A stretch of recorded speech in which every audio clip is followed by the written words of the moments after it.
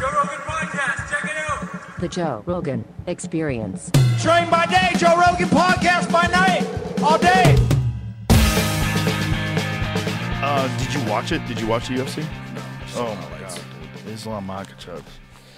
Fuck, dude goes up one weight class, goes up to 170. He was the 55-pound most dominant champion ever, most title defenses at 55 ever. Just dominates at 170. Like, every round. People are saying it's boring, but listen, man, it's boring if you're a casual. The fact that he was able to do it every round, it was a little frustrating because you wanted Jack to try to adjust, but he couldn't, man. Islam shut his game down right away. He low-kicked the shit out of his front leg real quick, had him limping real quick. Like within the first round, he had hit it 3 or 4 times. Bad. I imagine being Khabib, you know, just your proteges just coming in. And Khabib's even better than him. Right. That's what's so crazy. That's how good those guys are. But Khabib's not better stand-up, though.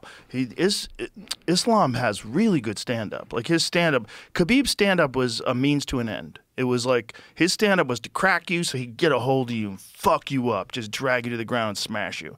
That was Khabib's move. But Islam is fucking KOing people, man. It's different. Yeah. He's different. He's head-kicking Volkanovski. It's like a different level of stand-up. Yeah, Khabib said, you're going to be better than me. Crazy. Them Dagestani boys is here to stay. You know what's crazy, dude? Bilal Muhammad, you know, who was the champ at welterweight, went down to Dagestan and trained with those guys. And he was like, I thought I trained hard. I really did. I thought I trained hard until I trained with those guys. That's what I'm going to follow that. If I ever have a son, I'm just dropping him. As soon as he's hit puberty, I'm dropping him off in Dagestan. Say, leave him here, forget. That's the thing they always say. Take him to Dagestan, 2-3 years, forget. Yeah, for real. For real. Then he comes back telling you what to do. How are you going to fuck with that? Because that's real. That's how those dudes are really rolling out there. That's how they're really living. They pray 5 times a day. They're super religious. There's no gambling. There's no drinking. There's no partying. There's just training. Just training and training with a bunch of fucking animals. Eating together, training together, just getting after it every day. And then it's iron sharpens iron because everyone who comes out of there is a fucking killer. Yeah. Crazy. Yeah, you got to be real. Most people don't want to live that life. Yeah, and they don't forgive the disrespect. No. You know? They just fucked Dylan Dennis up this past weekend. Did you see that? Oh, yeah. Yeah, that was the fight in the crowd. Yeah. Yeah. You gotta don't forget. You got to watch what you say. Bro, and they're, you know. Them Dagestanis, they not talking shit for promotional purposes. No. No. You got to be real careful. No, that's down in the marrow of the bones. Do you think that there would ever be, like, do you think Conor could ever apologize to Khabib and, like, bury the hatchet? Or is it too? He would have to, it would have to be in private, and he would have to really mean it, man, you know? He would have to really mean it, and you'd have to convince Khabib that you really meant it. And that it was all, you know, because he just doesn't play that game, that talking shit to sell a fight game. He doesn't play that game. Especially when it comes to, like, his wife, his people. Oh, everything, man, everything. I saw a clip of DC saying, like, he had, like, Conor on his show one time, and Khabib was like, no, what's that about? Mm-hmm. Yeah, like, that's my enemy. Right. And you're my friend. Yeah. And you know, DC was like, oh, yeah, I didn't look at it that way, but I had to check myself, like. Yeah, because if you're a journalist, if you're doing a podcast, you're gonna have some people on that don't like people that are close to you. But you gotta, like, that can only go to a certain level. You know, if someone is your, like, sworn enemy, and this other guy's your training partner and your brother, you can't really have that guy on. Oh yeah, of course not. Yeah. Absolutely not. Like there's no scenario where Khabib is going to be friendly with John Jones because he knows the history. Like he might be respectful, but he ain't gonna catch him kicking it. Yeah. Nah. Well, I think John and DC have pretty much buried the hatchet. Really? Yeah, I think they have. I think they communicated. I think they've had some interaction. You know, it's like, look, when you have two bitter rivals like that, and one guy comes out on top. It's just always going to be that way. Always, forever. Yeah, because they're different kind of people. I forget that sometimes. Like the people that are like ultra competitive. Totally different kinds of human beings, man. It doesn't go away. Their drive it's like, you don't understand it. You don't live it, you know? Yeah. And like wrestlers, like elite wrestlers are the only people that train the way like Khabib and his crew train. Like in any other combat sport, like if you're coming over from kickboxing and and then you want to fight MMA, and you think I've already trained like an animal already, like. Yeah. There's a difference. There's a difference in the kind of exhaustion that you get from like hardcore wrestling training, and that's something that these guys have. That it's like that's why wrestling is the #1 base for MMA. Because anybody who gets really good at wrestling, you got to be a fucking animal. You got to be a fucking animal. Yeah, I wrestled in high school for the first couple of years, and it was like I was like, this ain't for me. It was it was hard. It's hardcore, man. Like So hard. It's because besides the technique and stuff, you have to be able to suffer. You're training to suffer. Yep. Yeah, they break you all the way down every single practice. Training to suffer, and then the losing weight and competing on the same day. I went to school with this kid. He was 5'6". All his brothers like 6 foot, 6'1". It's because he wrestled all throughout his childhood and cut weight all through his childhood. He essentially starved himself and stunted his growth. Yeah, well, my friend Jeffrey, Berner used to work at the club. He used to perform at the club, but he was a wrestling guy. Did real well in California and all that. And now he doesn't know when he's hungry. Oh, Jesus Christ! He just has to eat because he's like, oh, I haven't eaten but wow, his whatever connection it is, like he broke it. Yeah, like he'll forget to eat. That's crazy. Yeah. It's like that it can really fuck with you. So usually it fucks with guys the other way, where they cut way too long and then they just blow up like balloons when they don't have to fight anymore. They get crazy and they just can't stop eating. They develop real eating disorders. It's really common amongst guys who cut weight. Well, that's when I quit. I did a tournament and it was the first tournament my brother was coming to see me, and I missed weight by a pound or something like that. And so I still got to wrestle, but it was like in the losers bracket, or wrestled the, people off on the side. And there was a guy that he had on what I know now is an insulin pump, but I didn't know at the time. Oh, you told me this. Yeah. And he just kept fucking me up, and because I was scared to hurt him, and he didn't give a fuck about me. And I got my ass whooped, and then when it was finally all over, I was like, oh. And I went to the vending machine, and I fucking opened the Snicker bar, and I was like, ah.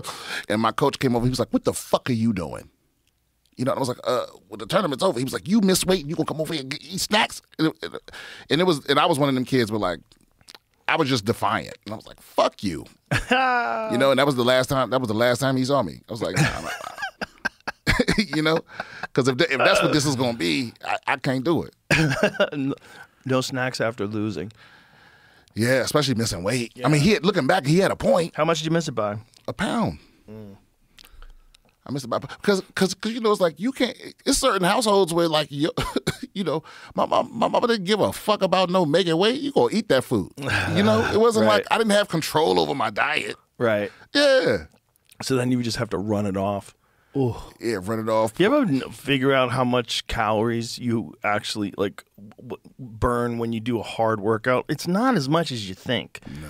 Like this dude, I forget what he ate, but he had some crazy meal with like fucking pancakes, pizza, and all kinds of shit, like 10,000 calories or something like that. And then he went running to burn off the calories, and he tracked it like on an app. He ran for 10 hours. He ran like 30 miles. Because dude's in really good shape. But when he did this, like he was tracking like where how many calories he had burned so far, and it took him like a marathon, like 30 hours of running to burn off 1,000 calories. 30 miles rather, 30 miles of running. No, it was more than. It was like 10,000 calories, whatever it was. I forget what he ate, but it was like pancakes and all kinds of crazy shit. Very calorie, but the purpose was like to see what happens if you eat all this stuff. Like, what does it actually take to burn this off? So he measures all the calories, and then he just goes out running. Yeah, it's kind of disappointing when you realize it takes a long time. It takes a long time to burn off 10,000 calories. Like that's a lot of working out. That's why I know I'm gonna stay fat till I die. Because I got this row machine, and it tries to tell you how many. It is more discouraging than anything. I had to turn that shit off. Did you lose any weight when you did that carnivore diet for a month? Oh yeah. How much did you lose? I don't know, maybe like 10 pounds. Yeah, well, imagine if you did that for like 6 months. Oh yeah. Do you think you could? The diet is everything. Yeah, that's the whole way to lose weight. Yeah. You don't really lose weight in the gym. I mean, you do. You lose a little weight. Your body gets toned. You get healthier. That's all good. But the real way you lose weight is your diet. Yeah. It's just discipline. It's hard. You know, It's hard. It was easier when I was poor. You know, Of course. yeah, Of course. But it's because I try to tell people this, but it's like when you're your own boss, you can't also be a shitty employee. Right. You know, like I'm the one setting the rules, but I'm also the one enforcing the rules, and I'm like, you good? Yeah, that's funny. You get it next time. Yeah, you almost have to create a boss in your brain for like certain things that you have to do, like a general. Just tells you what to do. Yes, sir. Yeah. You just fucking go do it. Yeah, Got to be a robot. David Goggins could definitely sell an app, just a motivational app. He could, but Just calls you a bitch every morning. yeah, I mean, really, all you need to do is just go watch his videos. If you want to get motivated, just go watch that guy's videos. Yeah. Do people ever go to just go stay with him? Yeah, he's done that before. David Eiler, is that who it was? No, what was his name? The dude that wrote the book. Fuck, I can't believe I can't remember his name. Like he's on some Diamond Dallas Page shit where he'll just. Well, he not really. No, this dude was writing a book. Jesse Itzler. Yes. Yeah. That's it. Stayed with him, and David's like, all right, we're gonna train, and you're gonna do whatever the fuck I tell you to do, and we're gonna do it. I forget how many days he did it for. He wrote a book about it, right? Like living with a Navy SEAL. Oh, I think he did it for like 30 days. You probably got to pass a physical just to. Well, yeah, you could die. You could definitely die. You could definitely have a heart attack. But see, that's the thing. He don't care if he die. Right. Yeah. He's ready to die. Remember, he had something happen, some kind of heart thing. Rhabdomyolysis. He had rhabdomyolysis. He's had a bunch of things. He's had heart surgery, but he had rhabdomyolysis that he got because rhabdo is when you push yourself so hard. Let's put that into Perplexity, our sponsor, and find out exactly what rhabdomyolysis is, because I'm going to fuck this up. What is Perplexity? We got an AI sponsor. No bullshit. Perplexity, yeah. Was it like a doctor? No, it's an AI. It's an AI large language model, and it gives you answers. So process is when muscle tissue damaged by trauma, excessive exercise, prolonged immobility, metabolic or genetic disorders, infections, toxins, or certain medications. So obviously in David Goggins' case, excessive exercise. So the muscle cell breaks down. Substances like myoglobin, creatine kinase, electrolytes, and enzymes leak into the blood. Myoglobin filtered by the kidneys can cause urine to turn dark brown or red, and in large amounts can cause acute kidney failure. So when your piss starts looking like Diet Coke, that's when you know you got a problem. I think you just gave Hollywood the worst idea. Nah. Instead of people coughing into a napkin so you know they're sick, they're going to be taking a piss. It's going to turn into syrup. Well, it's only if someone works out so hard that your body's breaking down. That's really what it is. Like you're literally working yourself to death. Yeah, but then this crazy motherfucker finished the race. Mm-hmm. Went to the hospital. He went to the hospital, recovered in the hospital, went back to the exact spot where he stopped and completed the race. And then did like 100 push-ups at this finish line. It's like you just went to the hospital for doing extra. You just can't, you just have to accept that's who he is. Yeah. That's who he is. He's got no knee cartilage. He still runs. He's a different human. But again, it's like the Dagestan thing. Like there's levels to discipline and commitment. And those guys have, it's also like very high level training too. It's not just discipline. It's like they're very technical. Abdul Manap, who is Khabib's dad, was a phenomenal trainer. Just phenomenal. But where did he learn all of that shit? Well, it's all, Russian Sambo, and they all have like a long history of like I think his dad. Let's Google this just to make sure I'm not speaking out of my ass. But you got to think of like Sambo or combat Sambo that's where Fedor Emelianenko came from too. So Russian Sambo is like MMA, but they wear like a judo gi top, and they have shorts on and wrestling shoes, MMA gloves, and fucking headgear. And they have combat Sambo championships. They throw each other using the gi. They have ground and pound. They're kicking and punching. It's a crazy sport. So it's like judo mixed with It's like judo mixed with boxing. MMA. But they're wearing wrestling shoes. Like it's really kind of crazy. But there's no ground and pound? There's ground and pound. Yeah, it's basically kind of MMA. So Abdulmanov, he was named by the Russian Book of Records as the most successful combat sambo coach in the country. So he was the head coach of Eagles MMA, coached 2 UFC champions, his son, Khabib Nurmagomedov, as well as Islam Makhachev. So he practiced from a young age while serving in the Soviet Army, began to practice judo and sambo. First big success as a coach came with his brother. Nurmagomedov won at the World Sambo Championship for Ukraine's national team in '92. He trained a total of 18 world champions through his coaching career. That's how good that guy was. 18 world champions. That's crazy. Show him a video of combat sambo. Like, how about show Fedor competing in combat sambo? It's kind of crazy when you see him because he was competing in combat sambo, I believe, while he was also fighting in MMA. He was still competing for Russia in combat sambo. And there's a difference between combat sambo and some other kind? Yeah, well, there's sambo, which is like just the grappling art of sambo. But like, look at this. They're fighting with punches, with the grappling gi on, and shoes on. This is crazy, right? Oh, wow. Isn't that nuts? They got wrestling shoes on, shin pads. Oh, no knees. Yeah. They can't throw knees here? Is that what's going on? I mean, I don't know. I don't know what the rules are. Because I feel like if they could, he would have thrown them right there. Pretty crazy, man. So that's Fedor when he was world champion in MMA. Maybe the greatest of all time. He's definitely in the argument of the greatest of all time. Fedor? Yeah, the argument is him, Cain Velasquez for heavyweight, Francis Ngannou, and John Jones now. That he's a heavyweight, but he hasn't really. The only heavyweights that he really beat Stipe when Stipe was kind of at the end of his career, and he beat Gane, but he caught Gane in the guillotine real early. Clearly one of the greatest fighters of all time. But the argument of him being the greatest heavyweight, he's only got 2 heavyweight fights.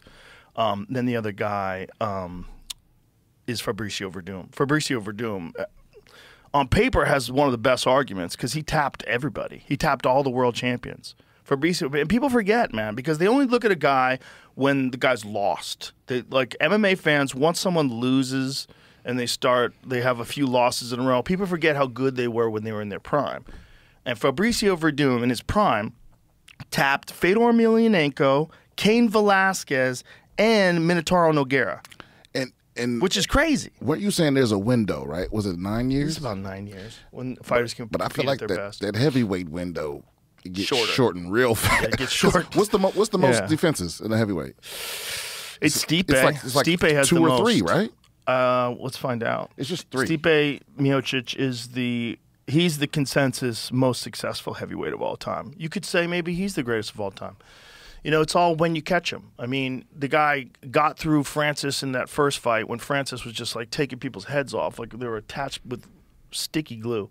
With 3, yeah, 3. Yeah, 3. You would think it would be more than 3, right? Oh man, because all the other weight classes like what's light heavyweight? It's like 5. Well, he's got 4. Hold on, scroll back up. Oh, I think it was 3 in a row. Yeah, 3 in a row. But he's got the most title defenses. Scroll back up, please. This episode is brought to you by Happy Dad Hard Seltzer. A nice cold Happy Dad is low carbonation, gluten-free, and is easy to drink. No bloating, no nonsense.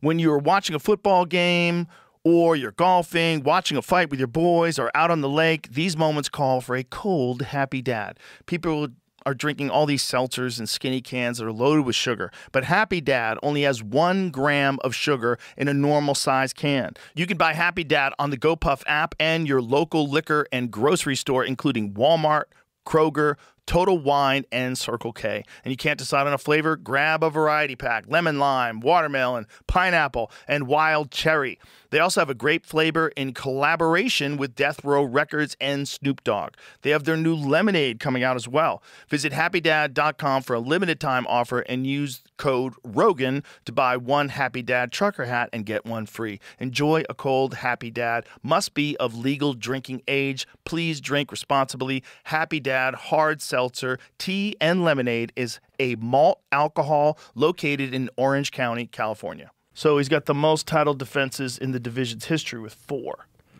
Oh, right, because he took the belt back from Cormier. Right, and then defended against Cormier. Right. And then defended it against Francis, which was the craziest one. Right, and then lost it to Francis. No, defended against Francis. Oh, no, I fucked this up. It defended against Francis, then got knocked out by Cormier.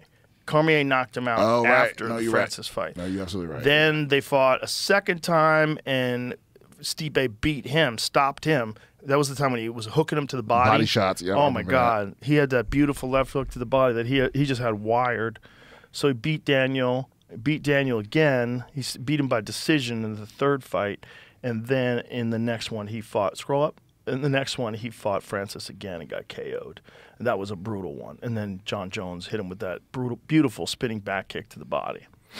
But it's like he's in the argument, too, for one of the greatest of all time. My thing about Fabricio, though, is like people forget like how hard it is to submit a guy like Fedor Emelianenko or a guy like Cain Velasquez, and to be the guy that submits all, like, out of the guys who you consider possibly all-time greats, he submitted 3 of them.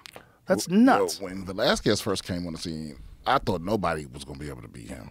Bro, he was a monster because he was a heavyweight with cardio like a lightweight. It was nuts. Yeah. Nothing like that. Yeah, but everybody has their day, man. Yeah, there's nobody that's unbeatable. I mean, well, what happened with Cain is he didn't adjust to Mexico City. So they had a fight. Cain and Fabricio fought in Mexico City. And Mexico City, I think, is like 7,000 feet above sea level. Word? Yeah. Put that in there. Let's see what Plexity says about that. I'm pretty sure that's the case, though. I think it's about 7,000 feet above sea level, and it's real thin air. Also, it's a lot of pollution. So it's not like the best air. Like, it's not much air, and it's polluted. And Fabricio got there way early, like months in advance. 7,350 feet, yeah, above sea level. So real high altitude already. So your cardio is already going to be taxed if you're a heavyweight. Yeah, that's crazy. That's 2,000 feet above Denver. But why didn't he go? Did he have a good reason? I think there was some domestic issues. Oh, man. So I think someone didn't want him leaving, you know, and he only got a chance to be out there, I think, for 2 weeks, and that's not enough time. That's not even close. Not even close. Fabricio was up there, I think, for 6 months. I think they told him that he was going to be fighting for the title, and I think he went up there for, I might be talking out of school, but it was many months. It was at least 4 months. And he was up in the mountains above Mexico City. So he's like, fuck it, let's go 9,000 feet. Let's get crazy. And so got accustomed to even higher altitude. And then when he came down, he was in prime shape. And he caught Cain in a guillotine and submitted him. It was nuts. It was like seeing him. He's, like I said, he submitted 3 of the greatest of all time. Like that alone, you got to think. So he showed up 2 months early. Verdum did his homework prior to the fight, showed up 2 months early, and established a training camp in the mountains, conditioning his body to even higher elevation, around 12,000 feet. So I was wrong on both counts. It wasn't 4 months, it was 2 months, and he was at 12,000 feet, which is fucking crazy. Yeah, that's He said, for the first 2 weeks I was here, it felt as if I'd never trained before at all. I was so tired. So if you got used to doing that, Cain only went 10 days early. Oh, my God. See, I feel like that's some shit that Georges St. Pierre would do just for every fight. Just right. Getting an oxygen deprivation tank or something. Well, BJ was doing that for a while. BJ Penn was sleeping in a tent. See, it was a plastic tent that he would seal off, and he would sleep inside of it. Like, you put it up around his bed, and there was a thing that that sucked oxygen out of the air there, and it made it like you were sleeping at high elevation. Apparently, that's the move. The move is sleep at high elevation, but train at low elevation.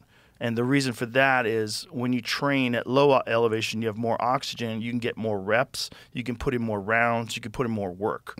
So, and then the recovery is where you really want your body to be adapting. So then once you're done training, go back up. Like, say if you were training in the valley, and then you went up to Big Bear and you were sleeping at Big Bear, which is like, I think Big Bear's like 6,000 feet or something like that. But doesn't that only work if the fight is at? It's not at elevation? Like if you're fighting No, the idea is sleeping at altitude is all you need. Sleeping at altitude gets your body It's the whole thing is about getting your body to sort of adapt to this new altitude. So if you And just it'll sleep at adapt. altitude, you can fight at altitude. Exactly. Oh, okay. Exactly. You'll have more oxygen. You'll have more, and you'll be able to work harder. Like this, so it's like they used to think training and sleeping at altitude is the move, but now they think actually it's probably better. And maybe this is debated. I'm not sure if like there's a consensus is out, but I think what they're saying now is train at sea level and then sleep at altitude, which makes sense. It makes sense. Yeah. That's for people that's already training. Yeah, definitely. Yeah. Definitely. Me, I run out of breath just going up to altitude. That's why Denver. Whenever you go to Denver, like I love doing comedy there, but it's so dry. It's dry. It's so dry. Your boogers get sharp. Yep. Yeah, your nose starts to bleed. Yeah, your skin is all flaky and shit. There's no air. And then, you can get higher than that, too. You can go to Aspen. When they used to have the Aspen Comedy Festival, they used to have oxygen waiting for you backstage. Word? Yeah, in case dudes started fainting. Why'd they stop that? I don't know. I think, they stopped a bunch of those comedy festivals. They had, where was the original one? Was in Montreal. And then they started doing it in Aspen. And I think they did it in Vegas, too, for a while, if I remember correctly. It was the same people. But it used to see those things used to be effective. It used to be you would take time off the road, go to Montreal, do your best set, and maybe you'd get a development deal. And if you got a development deal, maybe you'd get a sitcom. That was the carrot that they dangled at the end of the stick. Like career changing. Yeah, like for some people it was career changing. It really was. But that stopped, and then so it was like, why are we going to these festivals? Because I'm not getting anything out of this other than you selling tickets. Well, I think that. That's happened. That happened. What happened to most of the institutions in comedy, or just show business period, is the people that used to be the tastemakers, the people that used to tell the business who was next. Yeah, I think people get, because this happens all the time. There'll be somebody will start a comedy show, then all of a sudden somebody will make it from that show, and then it becomes the show in the scene or in the city, and then they start wanting to maintain that reputation. So instead of them just fucking with who they believe in, they'll wait to see who has a little momentum. Yeah. So they kind of give it up. They wait for the industry to tell them who's popping. Right. And yeah, it happened to the store. It happened to JFL. It happened to all these places. And maybe it's coming back now. But you also have to realize, who are these people? They're just people that got jobs working for whatever media company that is, whether it's NBC or Netflix or whatever it is. They're just people that got jobs. They might not have any idea, like, how a joke is made, what the process is of developing material, who's got talent, who's derivative. They might not have any idea. But what they do is they lick their fucking finger and they hold it up, and whichever way the wind's blowing, they pretend they're a genius. And that's what they do. And oftentimes they'll dismiss someone who turns out to be the best one of the lot. It's real common, man. And then they always want to stand by those ideas, like, I don't see it. And like, okay, the guy's fucking selling out arenas. I think you missed it. But it happens a lot. Yeah. It happens a lot with these folks because they're not artists. They're just business people, and they're pretending to be artists. It's weird. Like, some of them give you advice. But some people do have, like, there's a talent for dealing with talent that some people do have. Adam Egget. Right. Adam Eget's a perfect example, because Adam is an artist whose like job is to be a talent coordinator, but he's genuinely an artist. Like, he gets it. He thinks like a comic. He behaves like a comic. He was a funny co-host of Norm Macdonald's show. You know, when Norm had that show, Adam was on that show with him. Yeah. It's like, he gets it. He understands the business. He'll hit you with a zinger from time to time. He's a funny dude. Yeah, he got a couple in the chamber. He's a funny dude, but he's also a smart dude. Like, and he knows potential. He sees someone and he can give them genuinely good advice. Like, genuinely, like, you could take this and develop it this way. Maybe you need to work on this. Maybe you need to, you know. But, you know, more importantly, I think he has the courage of his convictions, where it's like when I first got to Hollywood, you know, I went everywhere at least once or twice. And, you know, some people like, hey, come back next week, or, you know, you got to wait till this time, or whatever. Everyone saw me at least once. Adam saw me. He was the only person that was like, come back next week. Like, you get a spot next week. Right. It's And because was he gets it. Yeah. Yeah. And like he started fucking with me immediately. Mm-hmm. And it wasn't any hesitation at all. It was like from the time I met him, I was just getting spots at the store. Yeah. Yeah. And so to do that, to have that belief in your eye, you know, instead of needing other people's, because of how most of show business works is everybody's just, no one wants to be the first one on your dick, but no one wants to be the last one. So even if they see something they think is dope, they'll be like, does anybody else think it's dope? Right. No? Okay, me neither. Right. You know, but then as soon as a couple of people think it's dope, then it was like, I saw it 6 months ago. It's like, you know, it's that kind of shit.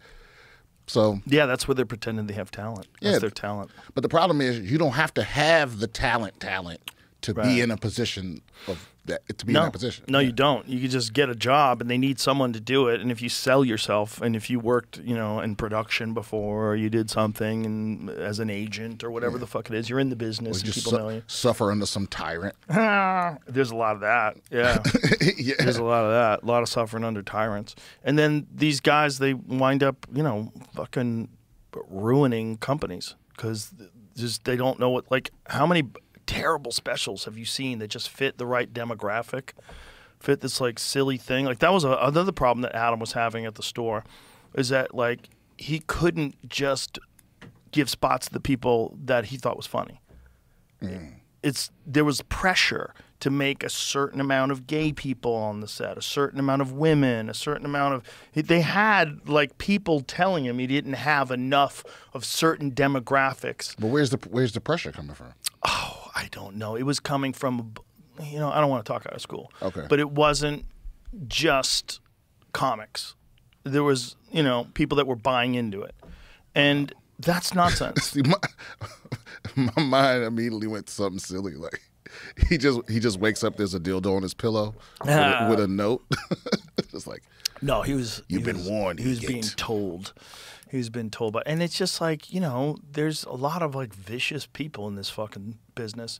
And if you're a guy and your job is working at a club and that's all you got, and, you know, all of a sudden that job is threatened because people are complaining about you and they think that you're not doing your best to make the lineup more diverse, which is like, it's so silly because this is the thing that we always talk about in the green room. Like, look how diverse that club is. There's everybody there, like all kinds of different kinds of people. And the idea that, like, it's one thing. This is the most dumb straw man that gets tossed around. Like, it's all right-wing comedy club. The vast majority of the people that work there are left-wing people. Vast majority. That's a fact. That's a fact. Yeah. And you can't tie it down. You know, it's all white males. That's bullshit. There's all kinds of people there. There's Arabs and Muslim people. There's people from India. There's people from Asia. There's black people, white people, Australians. There's people from fucking everywhere at that club. And it's just, there's one thing in common only. Well, I think that. Do you love comedy? Are you trying to get better? Are you funny? There is something to be said about being aware of your blind spots, but I don't think that the way Hollywood always does diversity is wrong, because they'll go, instead of going and they'll go, we're missing this slice of the pie. Right. And instead of going and finding the funniest people, they'll just pick anyone, you know? And I don't know if that always, this is almost never the best way to do It's never things. the best way. No. It's like the same thing for neurosurgeons. If you're like, you know, I'm really looking for a Danish woman neurosurgeon. Like, no, you have a brain tumor. Like, no. I really want a Danish woman. Like, no. You got to get the best guy. The best guy's a Chinese guy. We found him. He was out of Harvard. This guy. No. Like, that's crazy. And that's the same thing with everything. It's like, it should be a meritocracy. And I think ultimately you're going to have examples of all sorts of different kinds of people that rise to the top in a true meritocracy. I mean, but the pendulum always swings both back and forth, but it's almost never a meritocracy, you know? In comedy?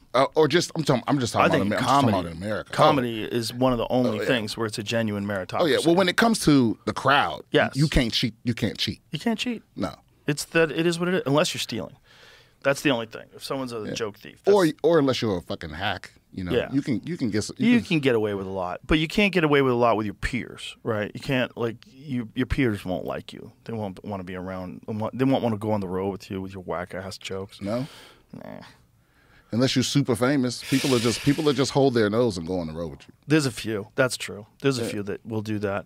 But ultimately, though, when it comes to like sustaining a career and having, you know, years and years of people coming out to see you and multiple specials and stuff like that, it either works or it doesn't work. That's it. It's real simple. Like once people find out about you, now you've got your foot in the door, and it's all just about keeping it on the gas. Keep your foot on the gas and keep producing, keep making stuff, keep writing, keep working on sets. And if you're working for those people, they'll keep showing up for you because you made them laugh. I hope that stays true because it's the only thing I'm good at. You know, I'm bad at everything except my comedy. You know. Well, you're really good at your comedy though. Yeah, like some people never get really good at anything. But I feel like every year you have to be good at something else. No. Editing, sketches, scripts. They want you to act. They want you to. Nah, you don't. Look at Dave Attell. He does one thing. Stand-up comedy. Everybody loves him. He's amazing. Yeah, facts. Does one thing. That's it. I mean, that dude doesn't even go on social media at all, which is the only reason why he's not selling out enormous arenas. When we had him at the club last weekend, everybody's like, dude, he's the best. He's one of the best of all time. And he's working clubs. I mean, a lot of people put him at the very top. He's up there, dude. It's like it's kind of silly to rank comedians, right? And every comic that's alive today owes a debt of gratitude to the people that came before us. We all do because it's a relatively new art form. Yeah, I mean, I go by joke. I don't really have a favorite comedian, but there's some bits out there where I'm like, that's fucking, and some of those come from. You know, a few of them come from the same people, but Attell's one of those people where you're just in awe. Yeah, you know, beautiful. But I love that. I love like getting to watch a comic to make you go, God damn, I need to just ball my shit up and fucking throw it away. Yeah, that's the best feeling. That's where the fire starts burning and gets you going. You need to feel that. That's why comics don't exist in a vacuum. You know, we were talking about this the other day. That we were talking about like McCann. So McCann is in this thing where he might have to move, and we're like, bro, you gotta stay. Like you're killing it, and what you're getting funnier. You're like funnier all the time, and I think one of the reasons why is what you're around. Comics don't exist in a vacuum. You're not gonna go to like South Dakota and find the best comic that no one's ever seen. The best comic in the world lives in South Dakota by himself, and he works at this little local comedy club, and everybody comes to see him from miles around. No.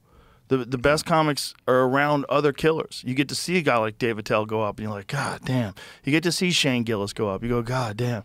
You get to see Joey Diaz. You get to see all these fucking killers over and over and over again. And when you're around that, you see Ron White every week, like that's how you get better. Like that's where it's all. McCann brings the heat. He brings the heat, dude. Yeah. He's fucking talented, and he's smart, and he's a great guy, and he's fucking just a curious, interesting thinker. And he's got a zany delivery. Yeah. Like whenever I follow McCann, he always brings me up like he auctioned in slaves. He'll be like, Brian Simpson. You know, he says my name like Leonardo DiCaprio in Django. Brian. Watch, we're gonna get that on tape somewhere. Yeah, we'll get that tonight. Well, I'll bring him in tonight. Oh yeah, is he coming? Is he coming in tonight? I think so. I gotta text him as soon as we get out of here. Oh, speaking of the comedy, my Don't Tell set came out this week. Go check it out. It's already. Oh, it's out this week.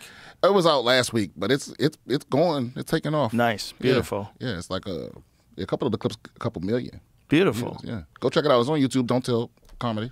That WAP joke is one of my all-time favorite jokes. Oh yeah, that's on my YouTube channel. Yeah. So yeah, it's we got a lot of stuff online, man. It's like some people are like, I'm just now discovering you. And I'm like, really? That's how it works, man. Yeah. There's so much shit out there. That's the thing, man. A million people can watch your shit and nobody saw it. Isn't that nuts? Yeah. That's how many people there are Bro, that are online. There's people that are huge fans of yours that don't even know you do stand up. It's crazy. You know what I mean? How's that possible? Well, there's just too many things to pay attention to. Like, how many times have you heard about an actor? Like, my kids will tell me about someone, and I'm like, who is that? And they're like, oh my God, that person's huge. I'm like, shut up, really? And then I go to their Instagram page. So they have 30 million Instagram followers. I'm like, how? Am I that old? It happens to me all the time. I've officially reached unk status. Yeah, I'm unk status for sure. I'm like grandpa status. Yeah, Grandpa Joe. Grandpa Joe doesn't know anything. Because I'm not looking. The thing is, I'm not at the point. Like, I'm not looking for new stuff. So if the kids don't tell me, Yeah, I'm not looking either. but then that makes me feel old. You know, it'll be somebody that's like world famous, and I'm like, who the fuck is that? I know. Yeah. I completely missed the Baby Shark thing. I just started hearing people talk about it in jokes. Baby Shark? Yeah, apparently it's like the #1 YouTube. It's the most streamed YouTube video, right, Jamie? I mean, this is a couple years ago, guys. But it's still #1 though, right? That's what I'm Completely saying. missed it. Baby So- Shark, do. Yeah. Oh, Baby See? Shark, do. Yeah, that's right. I remember I that. had literally hadn't heard that song. It had been out for maybe a year and a half, and I hadn't heard anything about it. I just heard a comic making jokes about it, and because when something's in the pop culture, everyone will be trying to have their own take on it. So then I heard another comic say a joke about it. I'm like, what the fuck is that? And sure enough, it's like I completely missed it. How could I mean, I don't have kids. That makes sense. That's what it is. Okay, this is it? That video? That's a big video? I've never seen that video. The world's most watched YouTube video hasn't made its creator rich. What? Huh? How come? Hold on. Company behind ubiquitous song is hampered by ad restrictions on children's content, wants to raise funds for expansion. What does that mean? Raise funds? You had one viral video. You ain't a company. 16.4 billion views. That's And they can't make insane. money? This is roughly equivalent to Taylor Swift's 10 most popular YouTube videos combined. Whoa. Yeah, last year the company generated equivalent of about $67 million in revenue, including earnings from YouTube. But wait a minute. That's a lot. That's a lot. So it seems like they are making money. I don't understand. Is it saying the quandary underscores how certain restrictions? May scroll up a little. I think we must have missed No, we didn't something. miss anything yet. But why is it? It doesn't make any sense that the company hasn't made any money. It's saying they made money. That am I reading that wrong? Revenue isn't the same as making money, though. What? Revenue's just money So- coming in. They could have. So I'm Their guessing. expenses are so high They that could have spent a lot on ads to get it out there. That's what it could be going into saying. I don't know. No, but I'm Probably guessing not, but- 16 billion views probably should make you more than that. Is that what they're trying to say? so revenue is your No, gross. no, that's how much money they made total, including what they got from YouTube.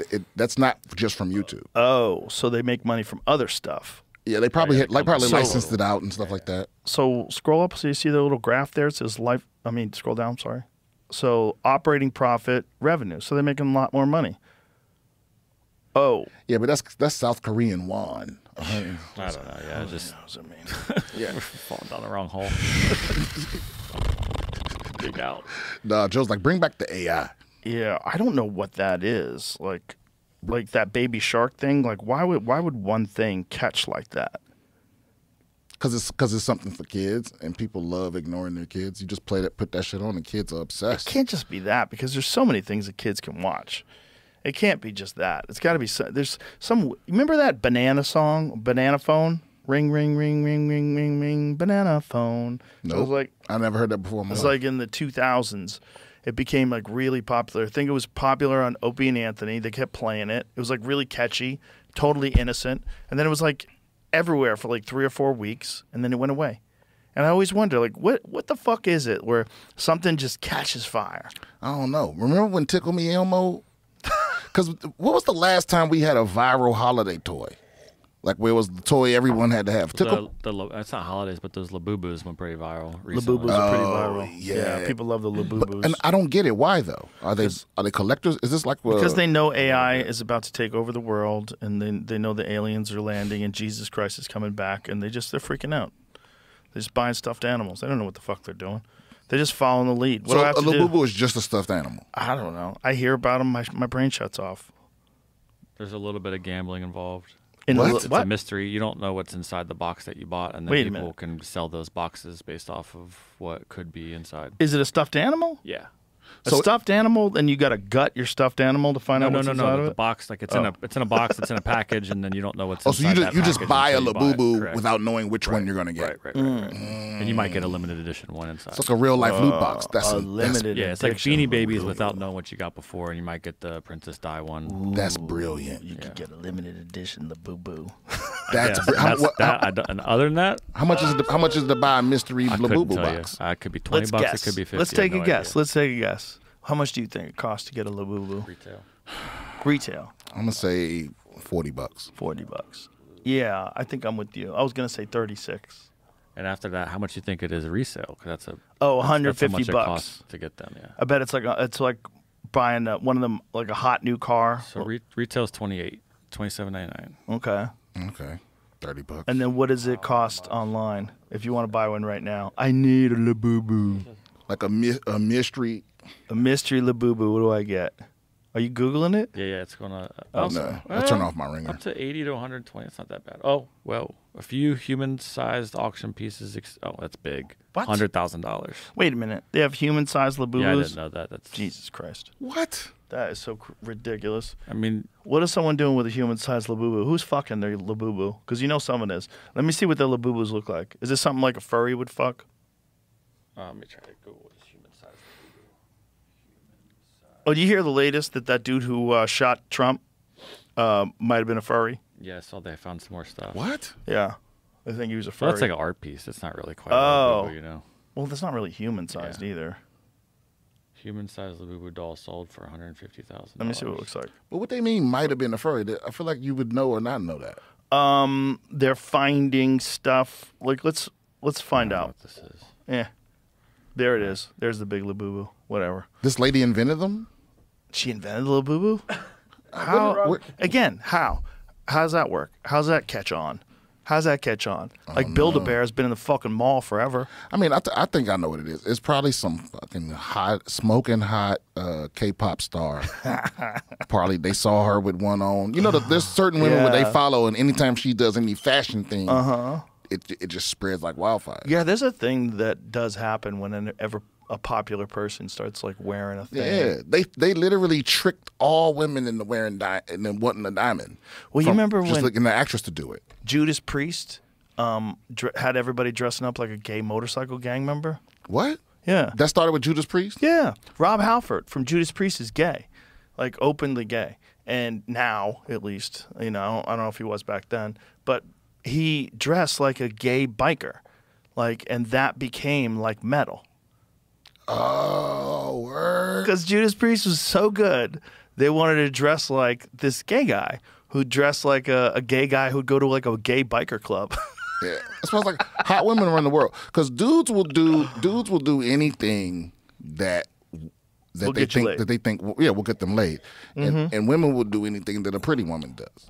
you That's know? true. And Right. Anything to make yourself look prettier, too. Yeah, and so it's like, because all of the dudes now talking all that gay shit, they was dressing like that in the 70s and the 80s, like earrings and makeup and purses and all of that. Bell bottoms, big collars, Yeah, because they thought it was going to get them laid. flouncy shirts. You could dress like Prince. You could dress like Little Richard. And people. That's right. Yeah. Yeah. Anything that works. Platform shoes, anything that works. Anything. Okay, Thomas Crooks used they, them pronouns, had obsession with political violence, and muscle mommies. Uh-oh, that's what I like. Yeah, what's wrong?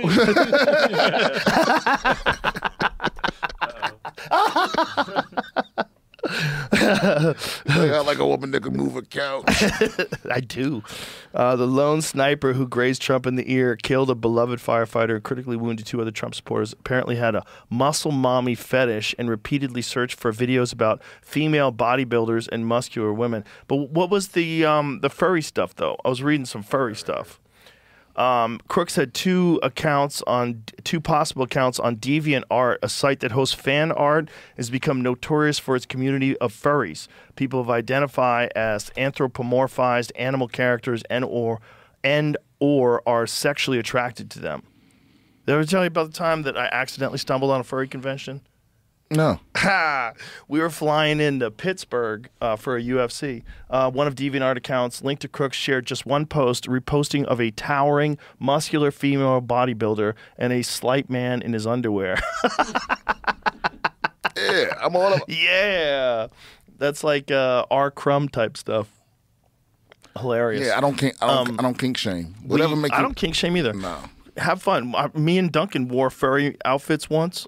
And For the pod? Yeah, and we had to take the hats off after like 5 minutes. Like, respect to furries.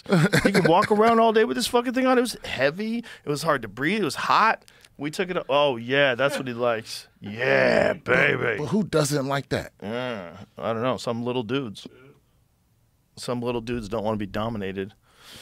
Don't want some woman to use them like a dildo. When I was I was flying into Pittsburgh. We were flying in for a UFC, and we got a rental, and we're driving to the hotel. And as we're driving to the hotel, I'm like, why are all these mascots on the street? The fuck's going on? It was real weird. Like, we didn't understand what was going on. This is a while ago, like at least 10 years ago. And we're driving, and I'm like, what the fuck is this? Like, what's going on? We get to the hotel, and I'm like, and I go to the guy behind the counter. I go, man, what the fuck is going on? He goes, it's a furry convention. Like, I kind of vaguely knew what a furry was, but I never really dove into it, you know? So I go, what are you talking about? He goes, it's a convention of all these people that get off on dressing like animals. I go, get off? He goes, dude, they're asking us to serve them food in bowls on the ground, okay? When they get room service, they want their room service in a bowl. They want it put on the ground so they can get on their knees and eat it out of a bowl. And they were asking for a litter box. I know a lot of people don't believe this, like, because I told the story about a friend of mine who lives in Utah. His wife was a school teacher there. And one of the parents had a child that was a furry, and they wanted to put a litter box in the bathroom. Now, this was entirely relayed to me by my friend, who it was relayed to him by his wife, who worked in the school. I don't know if it's true, but everybody got so angry, and they started saying what I was saying was transphobic. And I got so confused. Because I was like, this is a couple of years ago. I was like, wait a minute. What does that have to do with trans people? We're talking about someone who wants to shit in a box. Like, where's the trans part of this? So somehow or another, furries and that kink are getting like lumped into this LGBTQTAI plus whatever. And they're trying to like lump furries in there in this debunking of my conspiracy theory. Well, furries are their own. They're their own. That's what I didn't understand. And but for some of them, it's not sexual. But these guys, it was. When I was talking to the guy that worked behind the counter, I was like, what is going on? He goes, dude. He goes, apparently, what these guys like to do is they have like a hatch on the back of their furry outfit, and they like to bang each other without even knowing who they're banging. All they do, they pretend they're banging a giant squirrel, and they're into it. And it's apparently like part of the fun is that you don't have to think about your body. Maybe you're ashamed of your body. Maybe you don't like your body. Maybe you're just like, I'd rather someone just fuck me and think I'm a raccoon. And so that's what they do. See, I pray to God I don't find out that that's my kink, because it's just too much work. It's a lot of work. The head is heavy, you know? Heavy is the head that carries the throat. Yeah, that's it. Any kink that requires maintenance. It's a lot of washing. You got to wash that furry outfit. And if someone jizzes on it and doesn't tell you, then you got a problem. But then it might be a subsection of the community where they like it not washed. They want the dirty furries. They over there. Like an animal, like in the woods, they don't wash themselves. Yeah, come on, let's go. We're furries. Are we furries or are we men? I once had I used to work at this pub in San Diego, and one time it was like I don't know if they're a subsect of the furry world, but it's like they're like My Little Pony people. Oh yeah. And what do they call them? There's a name for that. Bronies. Yeah, it's like a whole documentary or something. And they were all very nice and respectful, and you could see, you know, there were a handful of women involved, and you could see everybody trying to angle for the. But they filled up our pub. And these are all the My Little Pony people. Yeah, there was a documentary that was like 10 years, 12 years. And see, bro, and they hardcore. Like they don't tolerate any teasing whatsoever. Like if you try to come at them about it, it's gonna be a problem. You know, like you got to be able to take some teasing. Yeah. If you want me to take you seriously, I'm telling you, bro, they're gonna throw hoofs immediately. They throwing hoofs. People will find a thing that they're really into. No matter what it is, they will find a fucking thing that they're really into. But that's the reason. That's why I don't kink shame, because I'm like, hey man, if you just be lucky that all the things that make you come are things you consider normal. You know what I mean? Right. Because I feel bad. Like imagine if you found out. Right, that was your thing. Yeah, you can only get off if you was dressed as a wolf. You know. One touchdown can change everything. The crowd, the momentum, the game itself. It never gets old. Feel that same rush with DraftKings Sportsbook, an official sports betting partner of the NFL, where every touchdown can bring you closer to cashing in. With DraftKings Sportsbook, all the action's in your hands. First touchdown, anytime TD, live bets, every play, every snap, every game matters. When there's something on the line, every drive feels bigger, every moment more intense, and every trip to the end zone could mean a win for you. Here's the best part. New customers bet just $5, and if your bet wins, you get $200 in bonus bets instantly. When your team hits the end zone, you could hit the payout. Download the DraftKings Sportsbook app and use the code Rogan. That's code Rogan. Bet $5 and get $200 in bonus bets if your bet wins. In partnership with DraftKings, the crown is yours. Gambling problem? Call 1-800-GAMBLER. In New York, call 877-8-HOPE-NY or text HOPE-NY 467-369. In Connecticut, help is available for problem gambling. Call 888-789-7777 or visit ccpg.org. Please play responsibly. On behalf of Boot Hill Casino and Resort in Kansas, pass-through of per-wager tax may apply in Illinois. 21 and over. Age and eligibility varies by jurisdiction. Void in Ontario. Restrictions apply. Bet must win to receive bonus bets which expire in 7 days. Minimum odds required. For additional terms and responsible gaming resources, see dkng.co/audio. Limited time offer. I think it's a psychological thing where they don't like who they really are. I mean, if I had to guess what the furry thing is, I don't think there's any I don't know. Maybe there's some well-balanced furries out there that just have a weird thing. But I think most of them just don't like who they are. And so they just want to hide in this thing that's all smiley and, hi, kids. You know, you look like some sort of a giant animal. See, I have a theory. I think the first time you encounter something sexual, whatever's happening gets like burned into your shit. That's called imprinting. Yeah. Like I got a homie that that's like into like the BDSM world and stuff like that. And he has no idea. And I was like, well, how did you know that? He was like, oh, I have no idea. And then years later, without completely unrelated, he's telling me one time about him looking for Christmas presents and going in the back of his parents' closet and finding a whole chest of, whips and chains and shit like that when he was like 6 or 7 years old. Whoa. And he didn't make the connection where it's like, oh, yeah, well, that's why you're... Yeah, duh.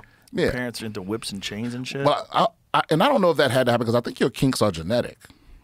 Really? Why do you think that? I think I've read that, right?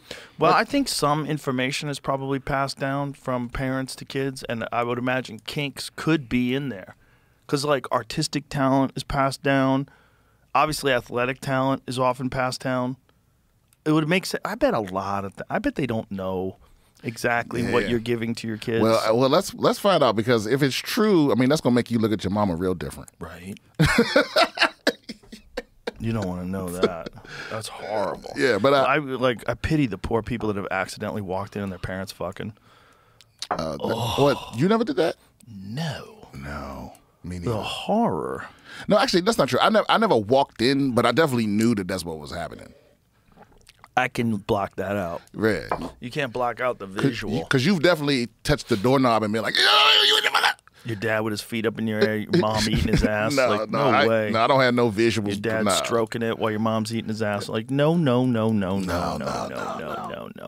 God, watch it. Yeah, see, there you go. I can't live anymore like that. I can't go through this. I'm gonna have to get electroshock therapy. Yeah, but imagine if you walk in and what would have to happen for you to be a furry? What would you have to see? I don't think it's that. No, I think it's. I think there's probably some social disorder involved in some of those folks too. There's like furry lights, which my kids go to school with. There's some kids that wear ears and like maybe a tail, and every now and then you see one of those. Yeah. This brony thing might have started as a 4chan troll that Probably spread was. too far and 4chan got rules out of control, like a few other things have done. They're the But best. I can't tell. Do you see what they did with the free flow, free bleeding project? What is that? Hold on, wait a minute. They tricked women into thinking that it's like a sign of feminism to just bleed and not have a tampon or a maxi pad. Oh, like old school. You just let it go. Free bleeding. And so they did it as a joke, and then some women adopted it because they thought it was like, radical feminist cuckoos. Crazy ladies. So now free bleeding is like a trend? No, it didn't last. It's disgusting. Okay. It's probably totally unsanitary. You smell like fish. It's hell. It's hell. What is it? You have pussy blood running down your fucking pants and you're showing up at the office? You expect to keep your job here at United Health? Get out of here. I don't think anybody was showing up at no offices. Those are definitely chicks with no jobs. At Starbucks? You showing up at Starbucks? Oh, that's not real. No way. That lady would die. Well, the thing is, she would literally be dead. That's like if you shot her with a fucking arrow. the thing is, there's no Is this lady free bleeding? These were the 4chan posts of people trying to share it. That it was real. I'm not putting this on this. Bro. But that could be a lady that's just doing a marathon and forgot a tampon. It's like, fuck it, I'm going to push through. Because I saw one lady who diarrheaed herself. Oh, yeah. It went all down her leg and everything, and she completed that fucking race. Well, the thing is, it's hard to tell what's real and what's AI. That's real. That's know. real. I saw pussy blood right there. I can tell. I'm an expert. But the thing is, look, but free bleeding is one thing, but it's like, but just getting your pussy blood on other people's stuff. They don't care. Like if you're doing that shit at home or in the grass, They're whatever. marking their territory. Well, what did people do before they invented tampons? Like, I mean, are you supposed to just wash it out? Like, what are you supposed to do? What does nature want you to do? Like, nature doesn't want you. That's why toxic shock syndrome is a thing. When women have tampons and they leave them up there, and then they can get really sick, and women have died from toxic shock syndrome from tampons. I don't think people even cared about. I don't know if this might be full satire, but this is someone talking about how it's not made up and it's a real thing. like 4chan people tried to claim they started this. Misogynic users of the online forum 4chan would claim that they jokingly started the movement in 2014 and see how far they could make angry feminists go. Fake memes and Twitter accounts apparently belong to feminist activists began posting content about free bleeding. This backfired spectacularly for the 4chan trolls when they unwittingly created a discourse around the normalization of periods. What? The free bleeding movement, whether fake or not, quickly became very real and got women talking about their monthly cycle.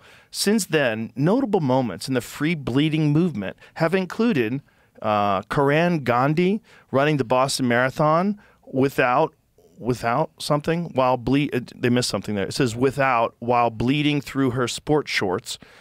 Poet Rupi Kaur also became notable in the movement when an image of her menstrual blood on her pants and bed sheets was repeatedly removed from Instagram that same year. Imagine like you're a hero because your pussy blood is on the internet. This is so kooky. This sounds like this is satire. I mean, that's what I thought. That's, It could be. I mean, who wrote it? What's it in? It's a blog of. I think I think you'll have a role hard model. time convincing most. Yeah, women. most, but these are crazy people. Like, most people don't want to fuck wearing a squirrel outfit, but crazy people do. Some people do. I'm not saying furries are crazy. What is the blog, and do they have other things that seem like satire? Because that seems like satire. I'm checking real quick. I'm trying to check. It's hard to tell at the edges.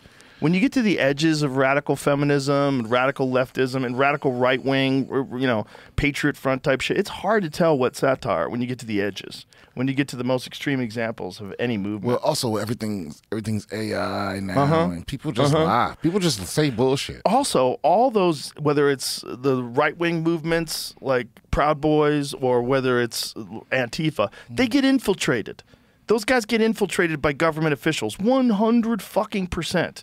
I guarantee you there's some FBI agents in Antifa, and I guarantee you there's some FBI agents that are in the Proud Boys.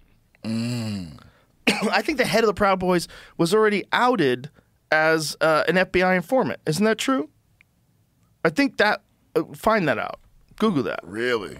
Yes. That's not shocking at all. I think Every single movement gets. he infiltrated. still went to jail, too. I think he still went to jail for January 6th. Yeah, I mean, they still locked up. Let's see. Let's say, what does it say? Head of the Proud Boys revealed to have been an FBI informant, Enrico Tario. Tario served as the national chairman of the Proud Boys from 2018 to 2021 and was a central figure in the group's activities, including its role in the January 6, 2021 Capitol riot. However, it was later disclosed that Tario worked as an informant for federal and local law enforcement agencies between 2012 and 2014, prior to his leadership in the Proud Boys. Oh, beforehand. That's even crazier. That's even crazier. Like, were they telling us the truth? Like, that he's not doing it anymore? It's like, fucking, who knows, man? It's layers upon layers. It's those Russian nesting dolls, and you open it, and there's another one in there, and you open, there's another one in there. Corruption's at all time, bro. The Epstein files. I heard there's no files. I heard it's a hoax, and then all of a sudden he's going to release the files. Well, I thought there was no files. Man, He wants an investigation now. Listen, Like, what is going on? They voted 427 to 1. who was the one? Whoa, who's the one? I didn't see why he said, but he did. National say what. security. Let me pull it up. No fucking way you gonna be the National one. No, security. if you found out all of Congress voted for something and you the only one that didn't, can you change your vote? 'Cause you can't be the one, guy. It should be that it has to be like no one can know what the vote is before you do it. Bro, I would love to hear his reason. How you the one? Well, I was feeling like let's move past it and let's get on with our business. And Bro, you can't move past it. these billionaires are good people. Okay, You can't move past They're it. good, Clay solid people. Higgins was the one. Who? Clay Higgins. Where's he out of? Arkansas. Louisiana. Oh, Yeah, I there knew he it was one goes. of them. Yeah. One of Somebody got to him. One of the bottom 10 in education or something like that. Somebody got to him. That's crazy though. 420 to 1. I have been a principled no on this bill from the beginning. What was wrong with the bill 3 months ago is too wrong. It abandons 250 years of criminal justice procedure in America. As written, this bill reveals and injures thousands of innocent people, witnesses, people who provided alibis, family members, etc. If enacted in its current form, this type of broad reveal of criminal investigative files released to a rabid media will absolutely result in innocent people being hurt. Not by my vote. The Oversight Committee is conducting a thorough investigation that has already released well over 60,000 pages of documents from the Epstein case. That effort will continue in a manner that provides all due protections for innocent Americans. If the Senate amends the bill to properly address privacy of victims and or other Americans who are named but not criminally implicated, then I will vote for that bill when it comes back to the House. He's in that motherfucker. Well, that's a point, though, right? Like, there was people that had dinner over Epstein's house. Like, Epstein had dinners and had celebrities go over his house. Like, Yeah. Chelsea Handler was one of the people that went over his house. I don't think Chelsea Handler is out there molesting kids. No, I get. You know what I mean? No, I get that, but I think we're past that. We're beyond that point now because. Right, you just have to be able to say, hey, I went to his house for dinner. Yeah, I don't. Yeah. I'm not saying because people try to do that to you with like pictures. They're like, if you was in a picture with somebody, they think, Right. But it's like. It's the difference between being in a picture with somebody and being in 500 pictures with them. Right. You know what I mean? And flying to an island Yeah, with them. I think Yeah. because this is a big problem. I mean, just related back to what we were talking about earlier with Hollywood too, is that I think a lot of these motherfuckers don't respect the public. They don't respect our intelligence. Like I think the average American is smart enough to know the difference between somebody that was just in there or somebody that testified than somebody that was banging children. See, the thing is, the average American probably can tell the difference, but there are sub-average individuals that all they want to know is you're on the list, and they hear you're on the list, and they might try to kill you.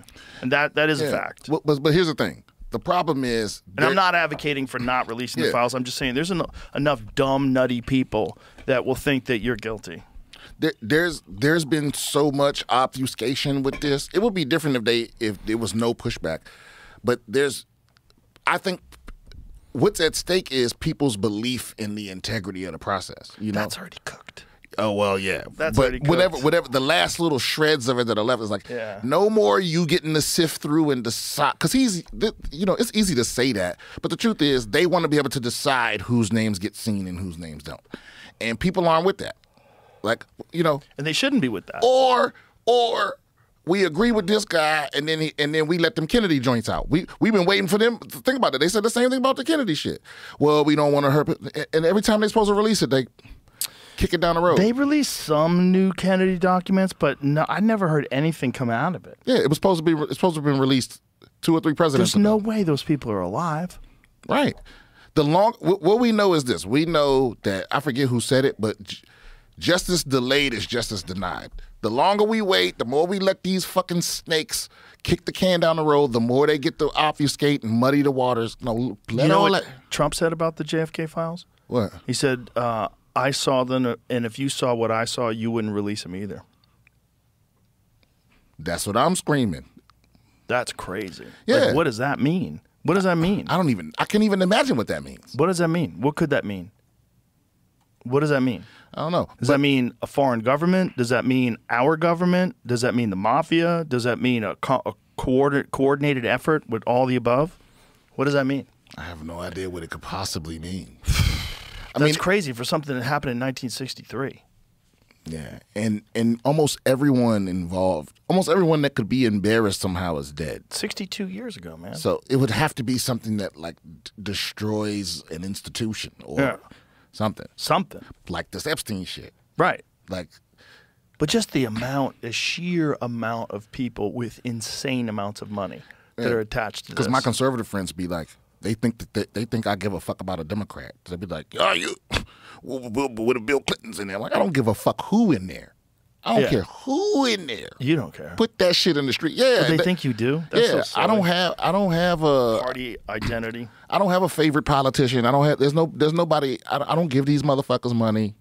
No, there's no politician that I love enough to because this is what's killing me. There's people out there that are literally like, well, how old is 16 really? You know, like they're trying to justify because they want to come out of this by still showing support, but they don't want to be connected to the crime. So they're still trying to justify their support of all of this. That's crazy. It's like there's no politician I love more than I love my country, or more than I have my principles of like. Yeah, I think if you can't draw the line at kid fucking, then you probably should stop talking in public. Like you shouldn't have public discourse. You know? Yeah. Yeah. I think this is a pattern that has existed forever in politics. They want you to be compromised when you get into any sort of a position so they can control you. And I think these things like Epstein, and there's probably a bunch of other similar operations that are being run, they provide you with like a really good time, or maybe you're a high profile, extremely wealthy individual, and it's hard for you to get hosed. And some guy tells you, hey, we've got everything covered. You know, you come to my island. Nothing, you know, what happens on the island stays on the island. Bro, didn't they kick somebody out the royal family? Oh, yeah. Who? Prince Andrew. Yeah. Yeah, they kicked him out of the family, and there hasn't even been like a formal trial yet. It's not like he's been convicted. But what does that? What happens when you not? They just walk you out the castle and you don't know, you just man. on the street? I think he's out in a house, like way out in the country. Like, you stay here. I just in my head, I just picture him like crying over some KFC because he's never eaten peasant food. I don't think he's eating peasant food. So he's he's not a regular person. I think he's in a manor, like a beautiful home in the country. Okay, so I think he has to stay. So being kicked out of the royal family doesn't mean that you lose everything. Who knows? I mean, what does he have, and where did he get it? Is it just money from the government? Because they do get paid by the government. They do, but I also think they're still dukes of something and lords of something. Here it says what he lost. So after being stripped of his royal titles and forced to leave his longtime residence at Royal Lodge, Prince Andrew, now formerly known as Andrew Mountbatten Windsor, will relocate to accommodation in the Sandringham, how do you say that? Sandringham estate in Norfolk. He is now excluded from royal duties and public life, and his status has been dramatically reduced. Loss of titles and status, eviction from Royal Lodge, relocation to Sandringham Estate. So he's relocated to an estate in the countryside. Public exclusion. He remains excluded from all royal engagements and official events, except for private family gatherings. But that sounds sweet. I feel like... Yeah, I mean, he's getting away with not having to be, like not being in the public eye. That's it. But they were basically like, all the parts about being a royal that suck, you don't have to do those anymore. Look at this. Financial support. The king will provide for Andrew's basic needs, but his former royal funding and security benefits have been ended. Andrew has sought private business opportunities to support himself, but no public roles are expected. Wow. Yeah, who's going to go into business with you, my guy? He wants to go into business. He's going to open up a Starbucks? Getting money from the king all this time. This whole thing is nuts because they get money, and I don't think they have to do anything. Like, I don't think they have, like, real function in government, do they? Bruh. Where's the Sandringham Estates? Oh, that's where he got... Poor guy. That's so sad. It's so sad. They made him stay in that castle. Look how beautiful that place is. That is so nuts. that this guy got kicked out of there. Bro.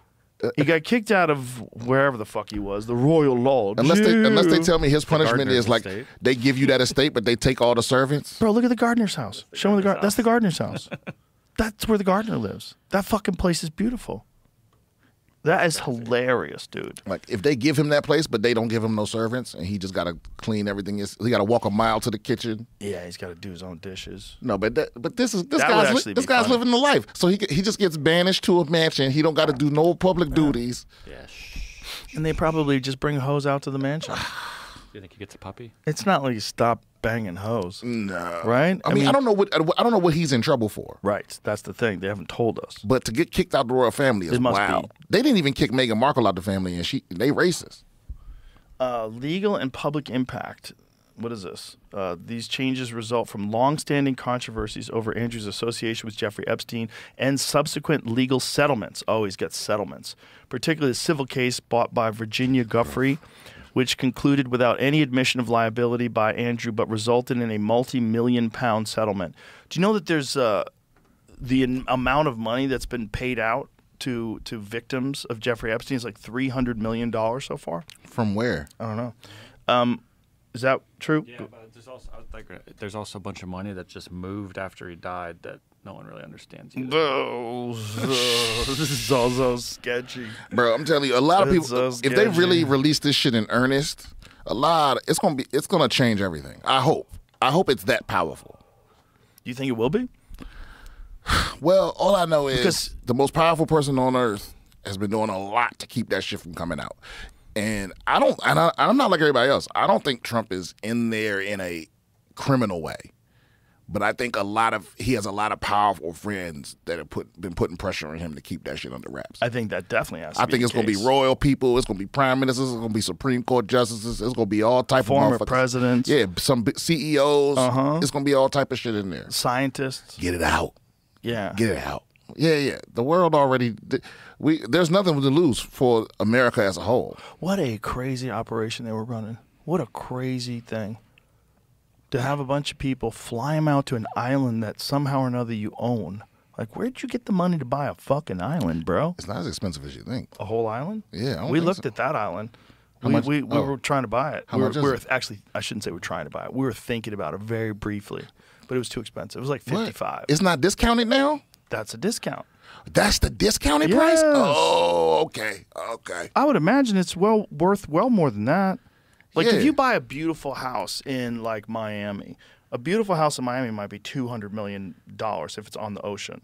Those like crazy manors in like West Palm Beach. But it's like, but the island's basically haunted. You got to sage It is the now. whole motherfucking thing. It's too late. You got to level it to the ground. Yeah, you got to you gotta- remove the dirt and go get dirt from like Yeah, some this is pristine wild. island.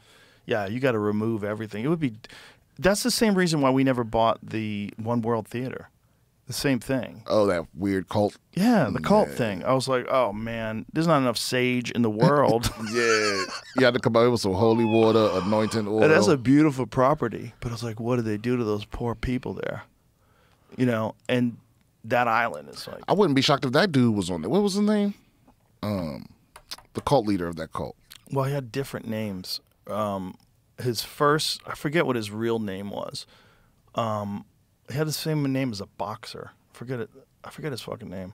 What is the cult the cult leader's name in Holy Hell? But he changed his name twice. So he had a fake name when he was teaching yoga in West Hollywood when he started the cult, and then when the Cult Awareness Network started going after him, because after Waco they started going after all the cults. They're like, these motherfuckers are arming up. Like, this is dangerous. Let's find out all the cults. And also, it's like a lot of people lost their family members. Jaime Gomez, that's right. So he was Michel, and then he became Andreas once he came to Texas. So what happened was they were after him. And so this dude picks up shop and just moves to Austin. And just to throw people off, has his followers build a theater so he could dance in front of them. They built that. His followers built that theater. And see, I have empathy Beautiful place. for people that get sucked in stuff like that. But I feel like we know enough now where it's like, if you're unsure if you're in a cult, like as soon as the guy wants to fuck your wife, you should be, Or your dad. or just anyone. Like This guy was fucking everybody. as soon as the leader need to fuck your family, yeah, that's a problem. that's the red flag right there. If there was no alarm bells before that point, like when they asked you to give up all your stuff, Yeah. maybe you still had hope. Mm-hmm. You know, when they started giving you duties as a servant, maybe you still had hope. But when they need to fuck your family members, I feel like that should set off all the alarms for me. I think they wait until you're deep in the cult before they bust that one out. Like David Koresh, didn't he wait like a long time? I think they were already on the compound, and he was like, "God just told me I have to fuck your wife." Like for real, it was one of that. It was that dumb. It was like that dumb. Like God spoke to him and told him that no one was allowed to have sex but him. Well, and that he just could have goes to sex show with everybody's wife. Group pressure is very powerful. Find out if that's true. Like none of us are really above it. You know, you gotta No, be careful none what of us groups are. you around in Right. because Yeah. that pressure to conform. You know, because I bet that he's not just like I gotta fuck your wife, but he's surrounded by people going, do it. Do it. They're all cheering on with towels Or they and have that shit. little saying they say, you know. and Right. That pressure to Praise Jesus. Yep. That pressure to please everyone. Mm-hmm. Yeah, because there's a certain type of person that gets roped into those things. Well, You have to- I always wonder about that. Like, is there a grand pattern to the universe? Is there a mathematical formulation that we exist in where you have to have a certain amount of gullible people and then a certain amount of devious people that try to trick people and con artists and then a certain amount of people like you that are like, what the fuck is going on? Like that all of this sort of like dances together and balances itself out. And just like nature has predators and it has wounded antelope that get too close to the water hole. All these things like kind of have to exist at the same time in order for progress to be made. It seems like it's just a certain amount of people that are just born gullible. And not just gullible, but kind of like wanting to be tricked. He reportedly annulled marriages of couples and who joined the sect and took multiple women as his spiritual wives, some of whom were very young girls.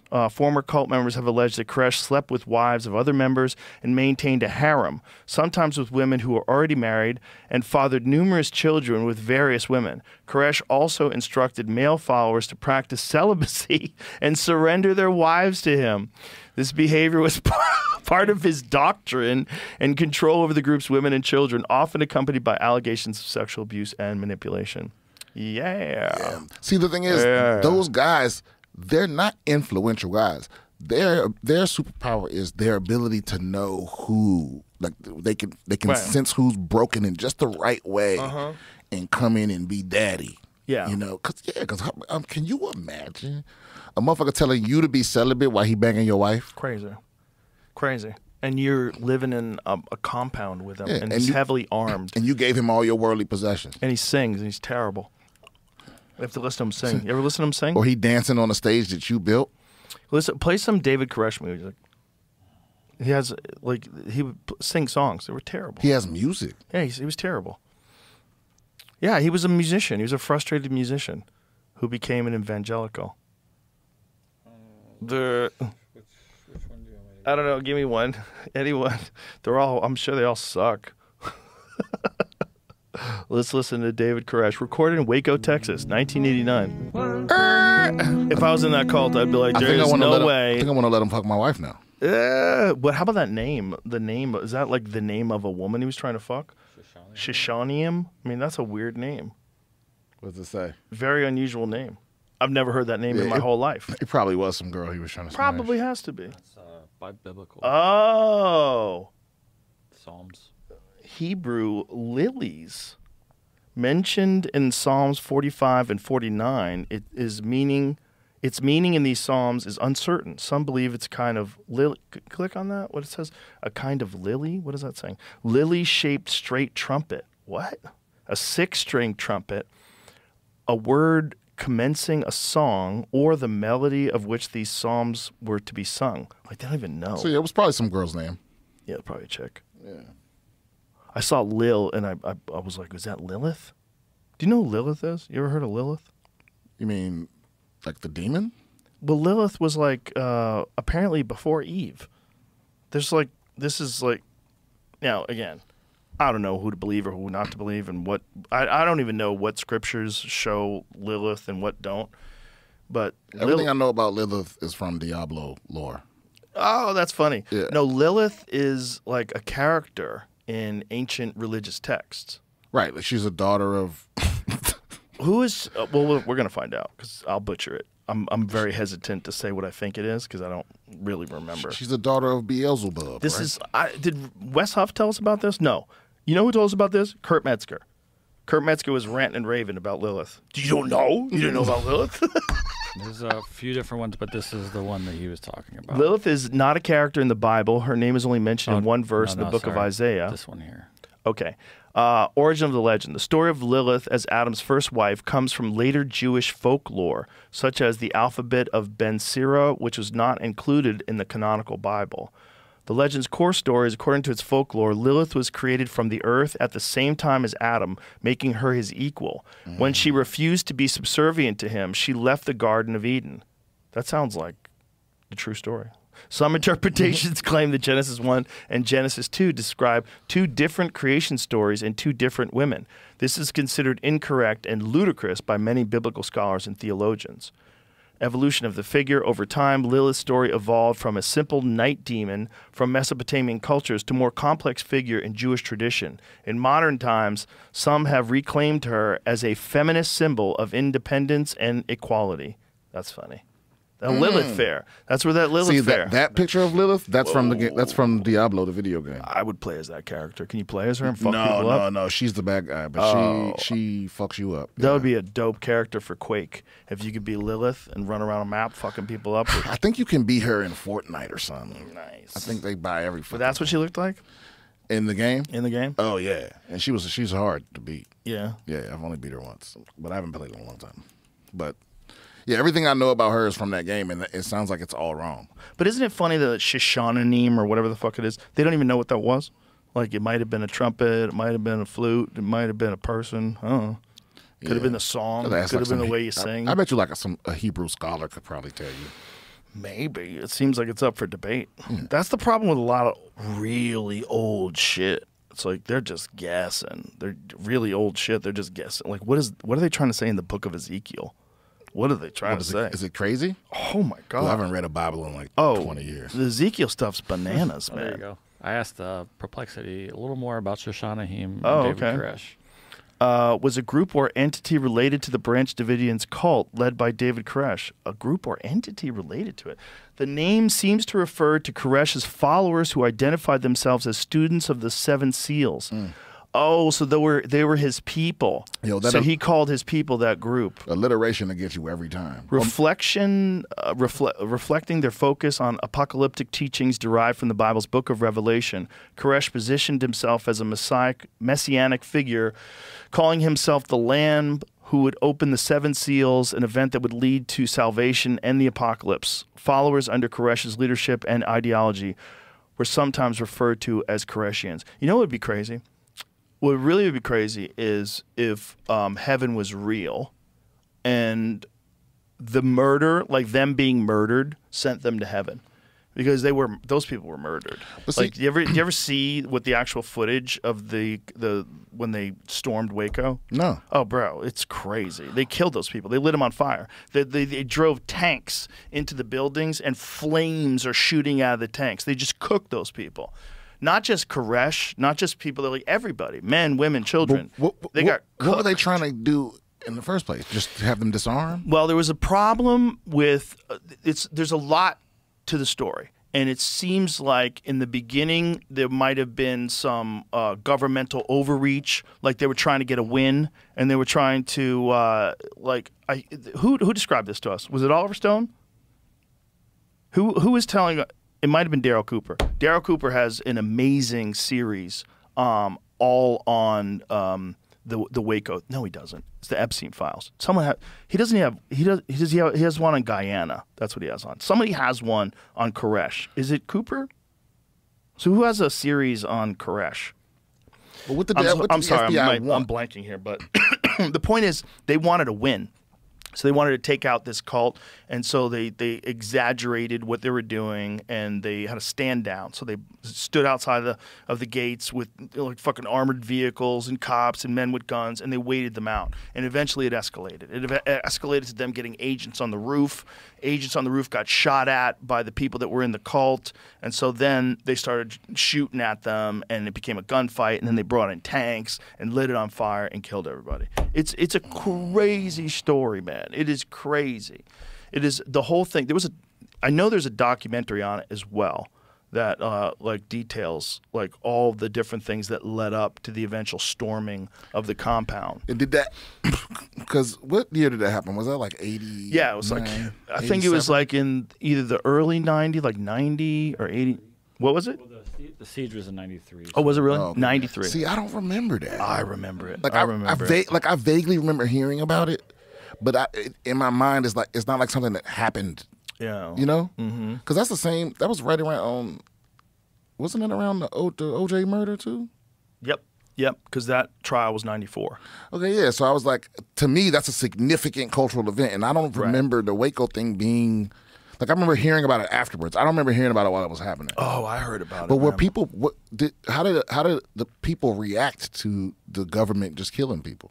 Even though they didn't know. Even though it took there was no internet back then. It took a while before people really got hip. There was a few documentaries that were released. There was some news footage that got released, and maybe you can get a hold of a VHS tape, some obscure VHS tape that might have had something to do with Waco, but. People really didn't know until they started making documentaries about it, until they saw it on the internet. Once you can see it, because most people are just going to believe the narrative. What's the narrative? People had guns, which they did. The guy was a piece of shit and a cult leader, which he was. But like, how did it lead to mass murder? How did it lead to them just? Well, it led to they blocked out this guy's house. They and that's not even the worst one. The worst one is Ruby Ridge. That one's horrible. What happened at Ruby Ridge? Put that into perplexity. Ruby Ridge. This one's a crazy story because the Ruby Ridge story is like totally avoidable and horrific. Like they shot a mother while she was holding her baby, like crazy. It was like a family of like preppers. They were like out in the woods, and maybe the guy was like a little radical, but they completely escalated it. Was this in Texas too? Murdered? No, I don't remember where that was. Where was that? Idaho. Okay. Incident was 11-day standoff in August of 1992 in Boundary County, Idaho, involving Randy Weaver, his family, and a friend, Kevin Harris, against U.S. Marshals and FBI agents. It began when U.S. Marshals sought to arrest Randy Weaver for failing to appear in court on federal firearms charges related to the sale of a modified shotgun. The situation escalated after Weaver's dog was shot by a marshal during surveillance, leading to a firefight in which Weaver's 14-year-old son, Samuel, was killed by gunfire. Kevin Harris, a family friend, shot and killed Deputy Marshal William Deegan during the exchange. The FBI hostage rescue team was called in, and during a sniper shot, Randy Weaver was wounded. The sniper's second shot, intended for Harris, also hit and killed Weaver's wife, Vicky, who was holding their infant daughter behind a cabin door. The siege ended when negotiators, including activist Bo Gritz, convinced Weaver and Harris to surrender. Harris was arrested on August 30th, and Weaver, with his daughter, surrendered the next day. Criticism later arose over the FBI's rules of engagement and use of deadly force, particularly the constitutional legality of the sniper's second shot that killed Vicky Weaver. The standoff highlighted tensions between federal law enforcement and citizens, especially among anti-government and white separatist groups. Weaver and Harris were charged with several offenses, but were acquitted of the most severe charges, except Weaver's conviction for failure to appear in court. Interesting. That were both acquitted. Damn, but they got in a firefight with the feds and they were acquitted. Well, Kevin Harris popped it off, and look at that statement. Weaver and Harris were charged with several offenses, but were acquitted of the most severe charges, except Weaver's conviction for failure to appear in court. That's all they got him for. So nothing. Failure to appear in court. They killed his wife. They shot his kid. They killed his kid. They killed his dog, and it was because he failed to appear in court because he sold a modified gun. I don't even know what that means. Was it a sawed-off shotgun, which is illegal? But did he change the trigger? What did he do? Something. Did he put a large magazine at the bottom of it? Like, what did he do that was illegal? That's crazy. But also, why are they allowed to kill your dog? Exactly. Because that's what popped it all off, right? Oh, you want to hear one of the worst ones of that? There was a mayor. I forget what he was the mayor of. It might have been Washington, D.C., but he was a mayor. And he had a postman that was doing some sneaky shit. And the postman was getting weed delivered to his house. Because they figured if I get I'm delivering the mail to the mayor's house. And if I get the weed delivered to the mayor's house, no one's going to check the mayor's packages for weed. So I know which one my friend sent to the mayor's house. I'll just take that. And that way, I'll have the weed and no one will be any the wiser.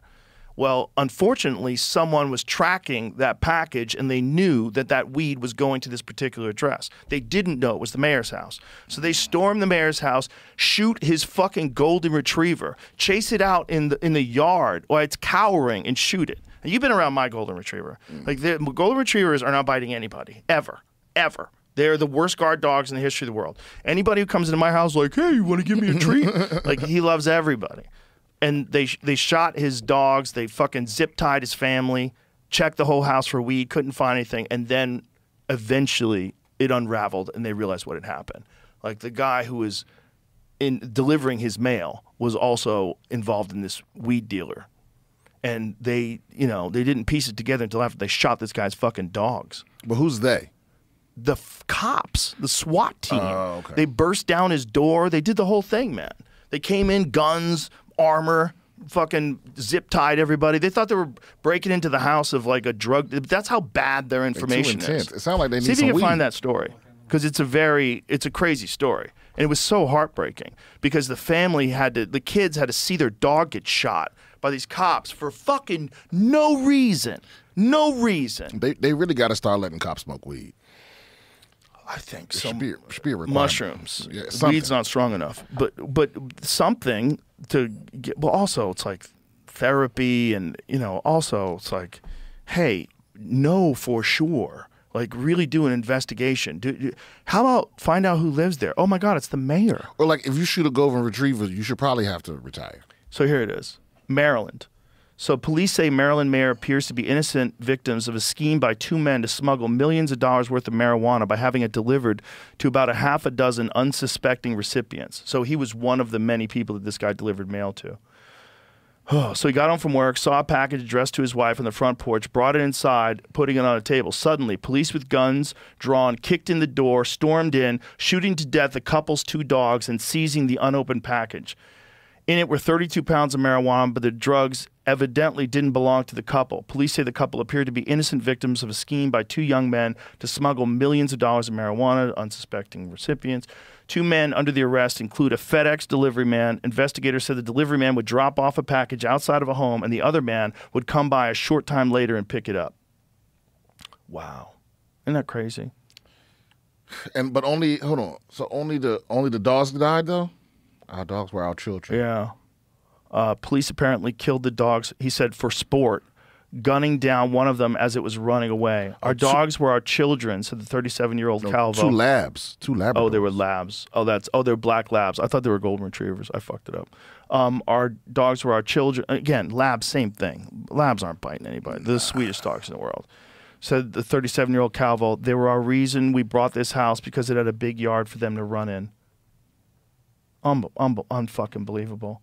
Bruh. He was handcuffed in his boxer shorts for about 2 hours, along with his mother-in-law. Said the officers didn't believe him when we told them he was the mayor.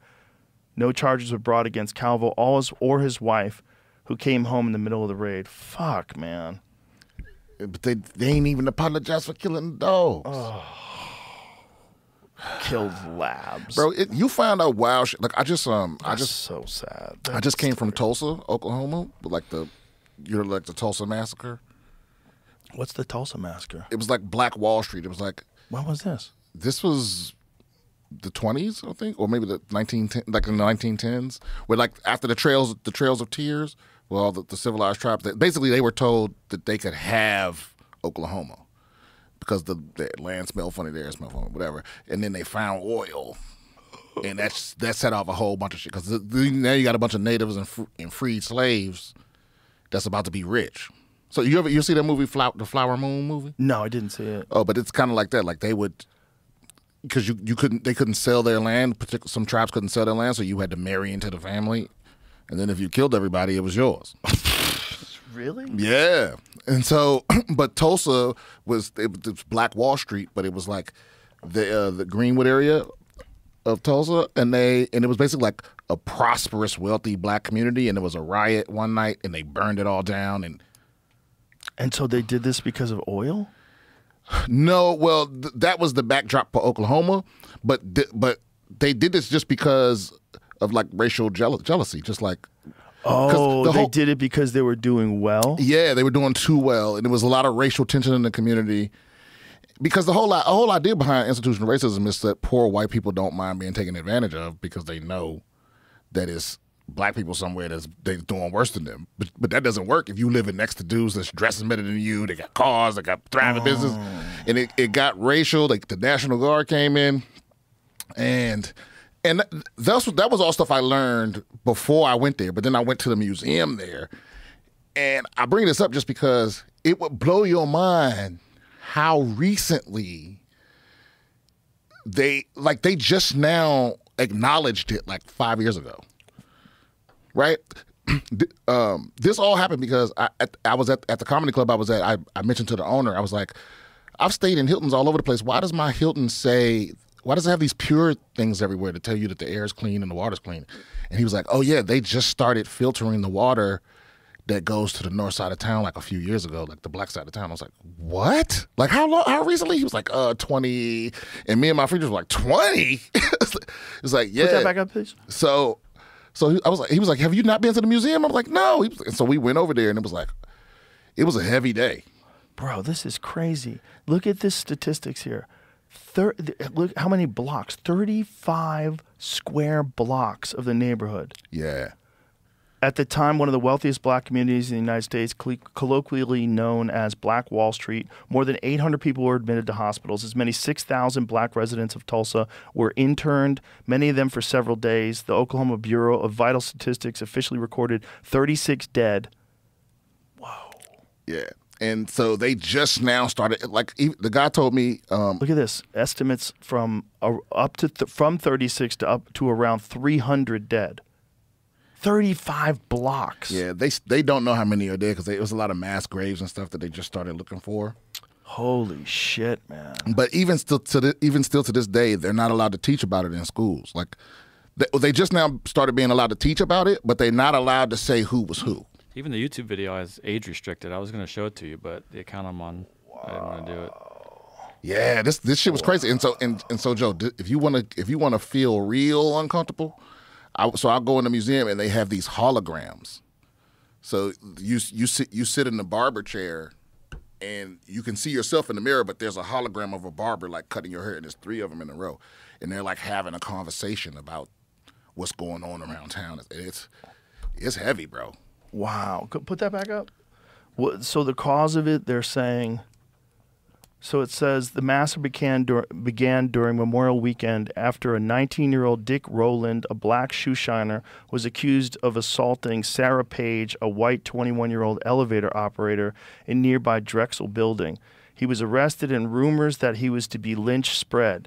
The most widely reported and corroborated inciting incident occurred as the group of black men left when an elderly white man approached OB Man, a black man, and demanded that he hand over his pistol.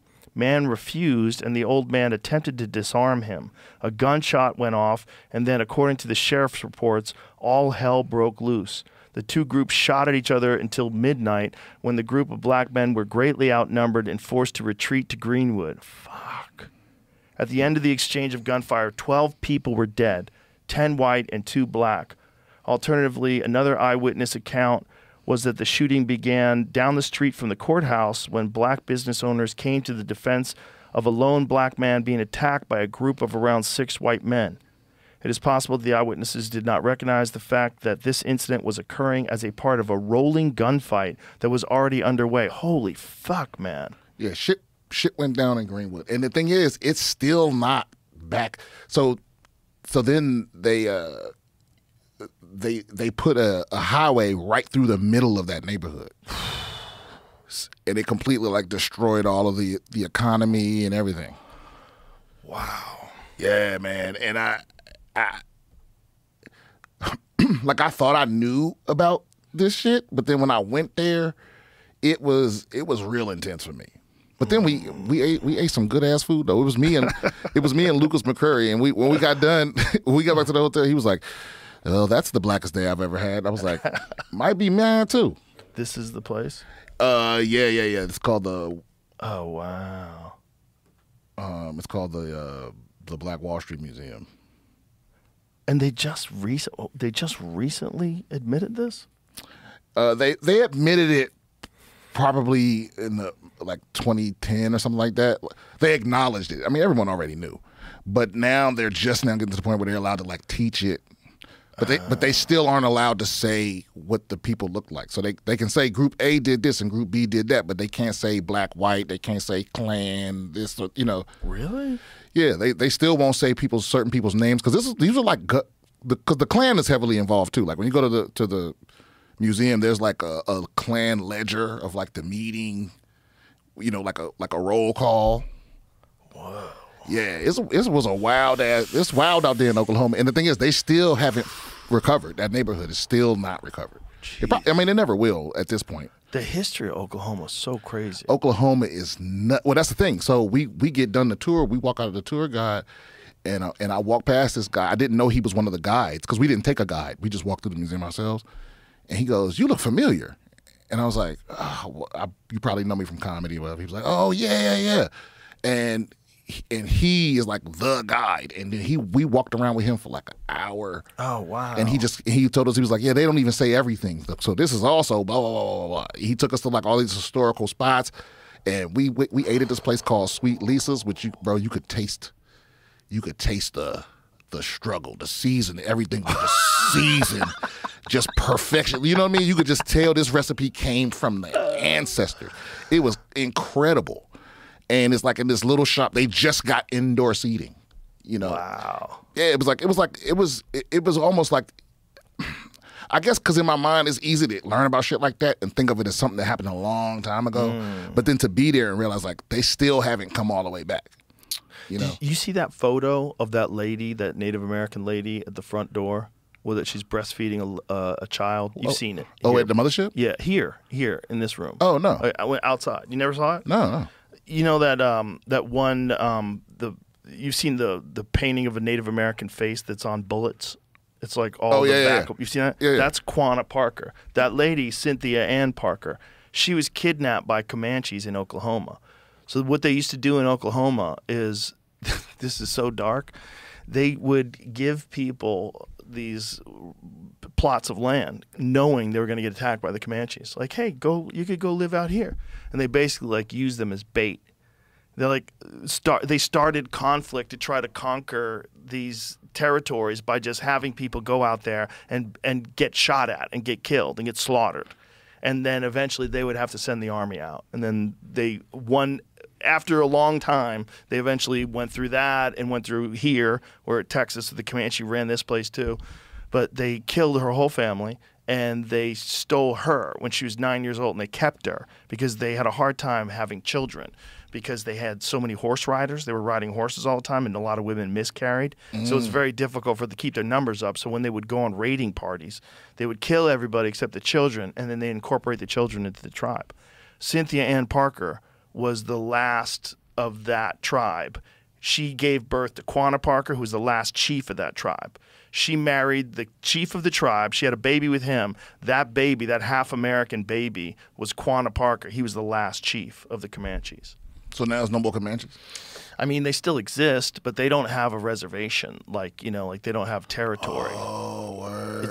They were nomadic, and they ran all. I mean, I'm sure is there a Comanche reservation? We should find that out. Probably not. But they don't get represented because they didn't have art.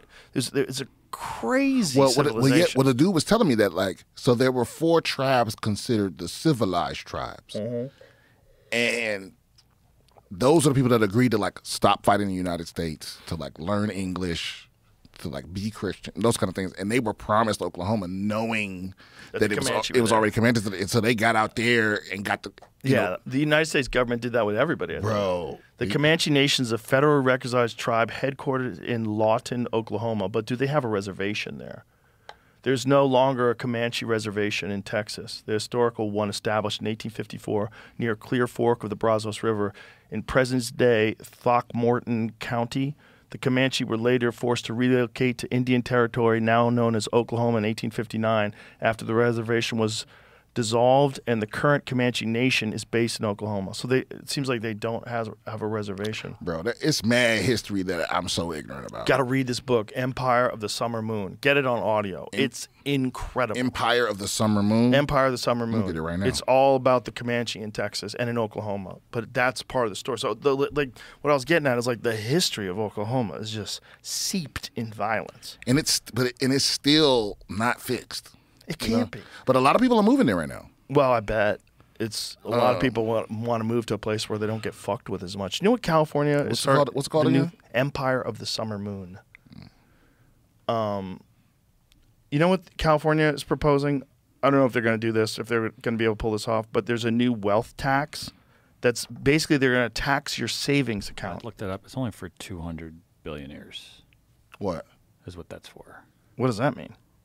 It's not for like every person. Okay. Even if it's for 200 billionaires, that's their fucking money. If you have a savings account, that means you paid taxes already. Like that's the only way you get a savings account. Hold on, they're taxing billionaires' savings accounts? This is what I was reading today when people were talking about this proposition of a wealth tax for savings accounts. That sounds, if I'm not reading into this incorrectly, it sounds crazy. Whatever. I'm just saying. I understand, but why? Why do you get to have a one-time tax of money that's already taxed? California does not currently have a wealth tax, but multiple proposals have been introduced, including a recent one for a one-time 5% tax on individuals with a net worth of over $1 billion. Yeah, I'm with Jamie on this. Fuck them. Yeah, but not fuck them, because that could be you someday. Here's the thing: it's like it starts with them, and then it trickles down to someone who's worth $500,000 or $5 million or whatever. 5% on money that you've already been taxed for. And then it goes to what, though? When you say fuck them, all it does is make more bloated government. Because what are they going to do? They're going to spend it wisely? They never spend any money wisely. But the reason I say fuck them is because most of these billionaires, they go out of their way not to pay the taxes they're supposed to pay anyway. It's not like they're getting taxed. You know, a lot of these motherfuckers don't even pay any taxes. Oh, that's not true. No? They all pay taxes. Everyone pays taxes. It's just taxes on what? Like a lot of them, the way it works is all your money is in assets and you get paid a certain amount by the company. Like that's how, like, so when someone's worth X amount of money, that's not like how much money they have liquid. Right. I get it. You know, that's a lot of it. But the point is, no, the government should not be taking your money that's already been taxed. If I'm reading into this correctly, so if you get a paycheck from the mothership and then, you know, you do your taxes and then you take that money and you put it in a savings account, you've already paid your taxes. So if you've already paid your taxes on that money, how can they tax money that you've already taxed? Oh, no. That's crazy. I don't give a fuck how much money they own. I don't care how much. If there's a loophole in the tax code, fix the loophole. But if it's there and that's the law and they're able to skirt around that law in whatever way that's legal, you don't get to steal their money. According to the Washington Post, this is from a healthcare workers union. That's a recent proposal, and it will go to fund healthcare spending. It still has to be voted on also. Bro, but either way, all you're doing is taking money from people. And the group believes this could raise about $100 billion. Right. And what would they do with it? What did they do with the fire money? What happened to all the money that was raised for the Pacific Palisades fire? Does anybody know? Yeah, but that's a charity being corrupt. That wasn't the government. Right. But this is what I'm saying. It's the same thing. It's a group of people. You're giving them a bunch of money, and they're supposed to allocate it in a positive way. Whether it's the government or whether it's a charity, who fucking trusts anybody that's doing these things to be wise with the money where it makes sense, where you're a billionaire going, you know what? I like it. Take my 5%, and we're going to fix crime. No, you're not fixing shit.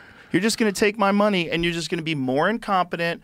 Do you know when Gavin Newsom got into office, they had a surplus. California had a surplus. Really? Yes. Why don't you Google that? What was the what was the surplus of California? And during the time where Gavin Newsom was the governor, how much is the deficit Because I now? only hear surplus with regard to Bill Clinton. Bro, they spent $24 billion on the homeless crisis, and it got worse. So Well, this is what I'm saying. that Like, you're whole going to racket- take that you're whole gonna take racket's tax money, and you're going to do what with it?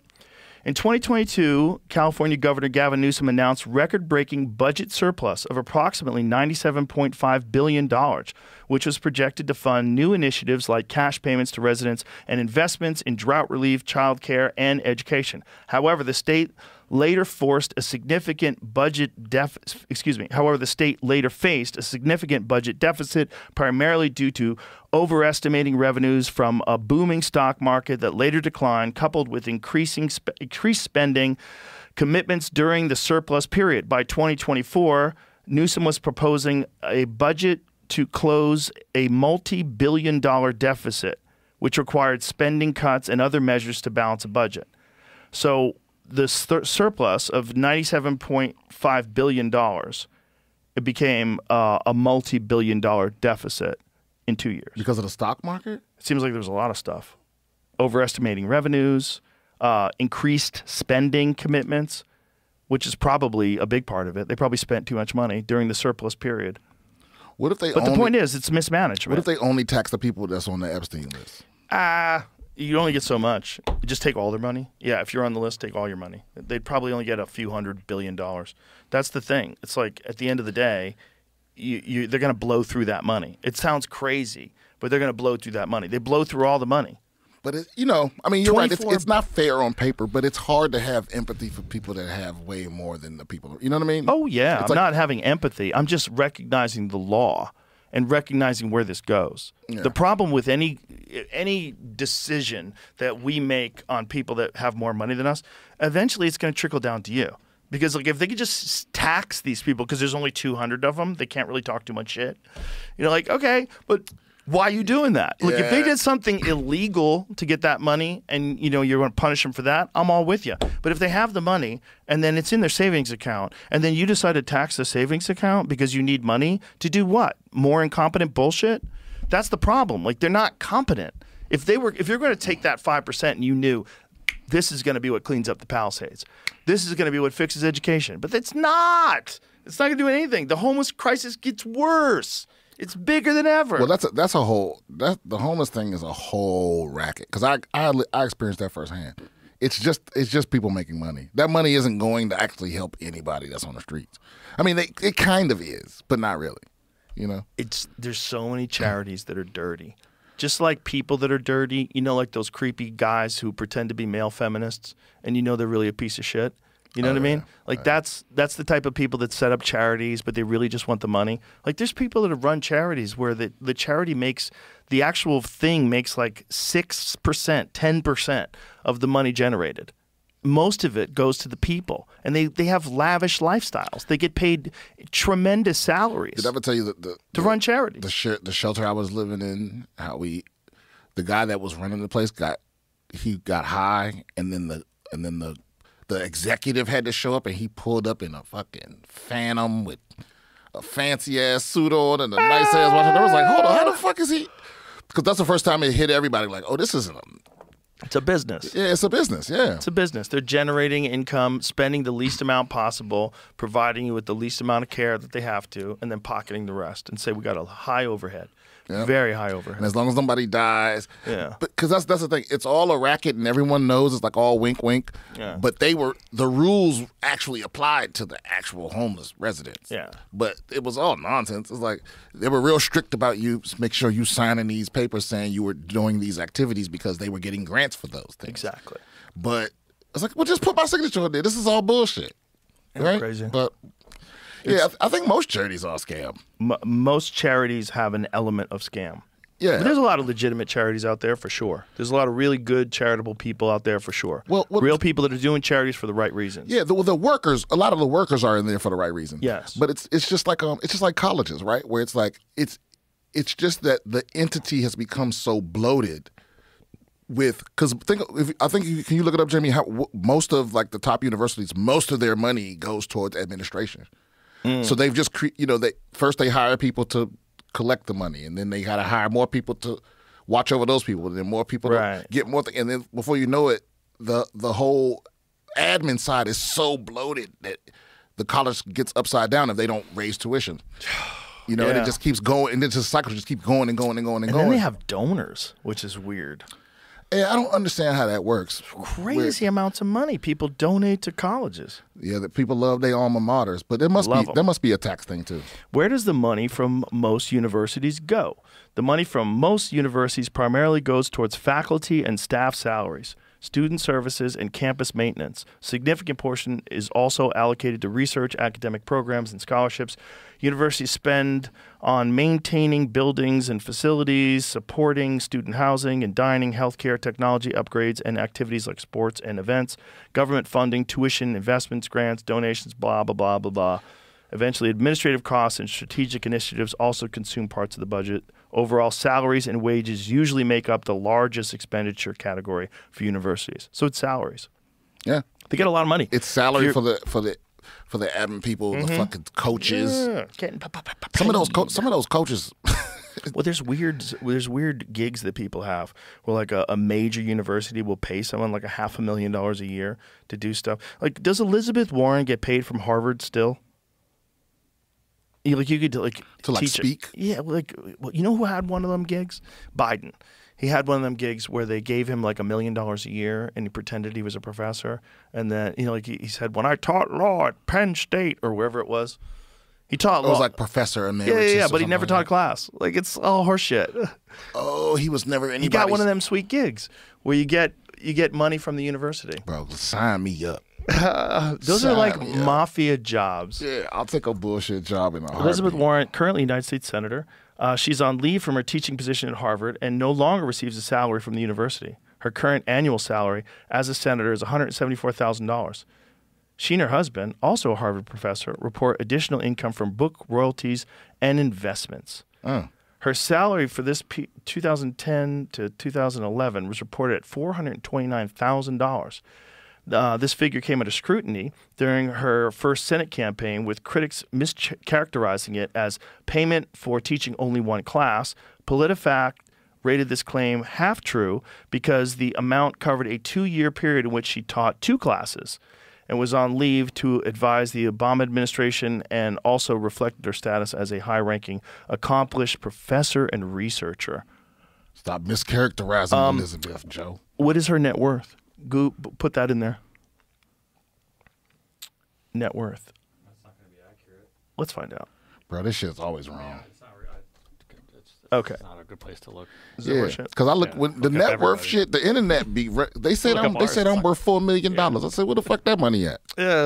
Maybe they just say you should be. I think people just be making up shit. Well, they definitely do that. Yeah. They definitely make up stuff, especially those web. That's like some Indian website. Yeah. Some scammer dude is just faking it, just trying to get clicks. Maybe they said. It says an estimated. This is in Open Secrets. Oh, in the Senate. In the Senate, so an estimated net worth of $7,977,000. Bro, isn't in 2018? That was in 2018. She was worth that much. Isn't there an app where you can like match the stock trades of senators? Yes, the Pelosi tracker. Oh, it's just her? Yeah, she's the best. Oh, she's the GOAT. So if you just make all the same moves she make, you'll be good? You'll make some money. Yeah, 100%. Especially if you act quick. I'm sure there's a lot of people doing exactly what she does the moment she does it. I got to get one of those guys and just be like, yeah, put it all on. Because she makes, now she's worth $30 million. No. What's that? This is the Pelosi tracker. Oh. There's 14,557 copiers. I was going to say she's worth way more than $30 million, right? Invested that much money. Isn't she worth like a couple $100 million? I think so. Yeah, she's worth a lot. She's about to retire. Of course. She's got $400 million and she's 1 million years old. Why is she still working? It's crazy. Yeah. Imagine working at that age, 82. I think they're addicted to the power. This does You can't follow. have. Let's bring up Marjorie Taylor Greene's recent stock trades. Oh, She's been making some stock trades. Yeah, follows everybody. Bro, they all follows do. everyone. They all do. They all do. I think that should be illegal. It should be illegal. I don't think anyone in the federal government should be able to trade stocks. Well, especially with stuff where you have some inside knowledge about a bill that's going to be passed that would be very, very good for some corporation. Right. Or they all have to invest through there's a nonpartisan government agency where they can put all their money they want to invest that invests everyone's money in the same thing. No.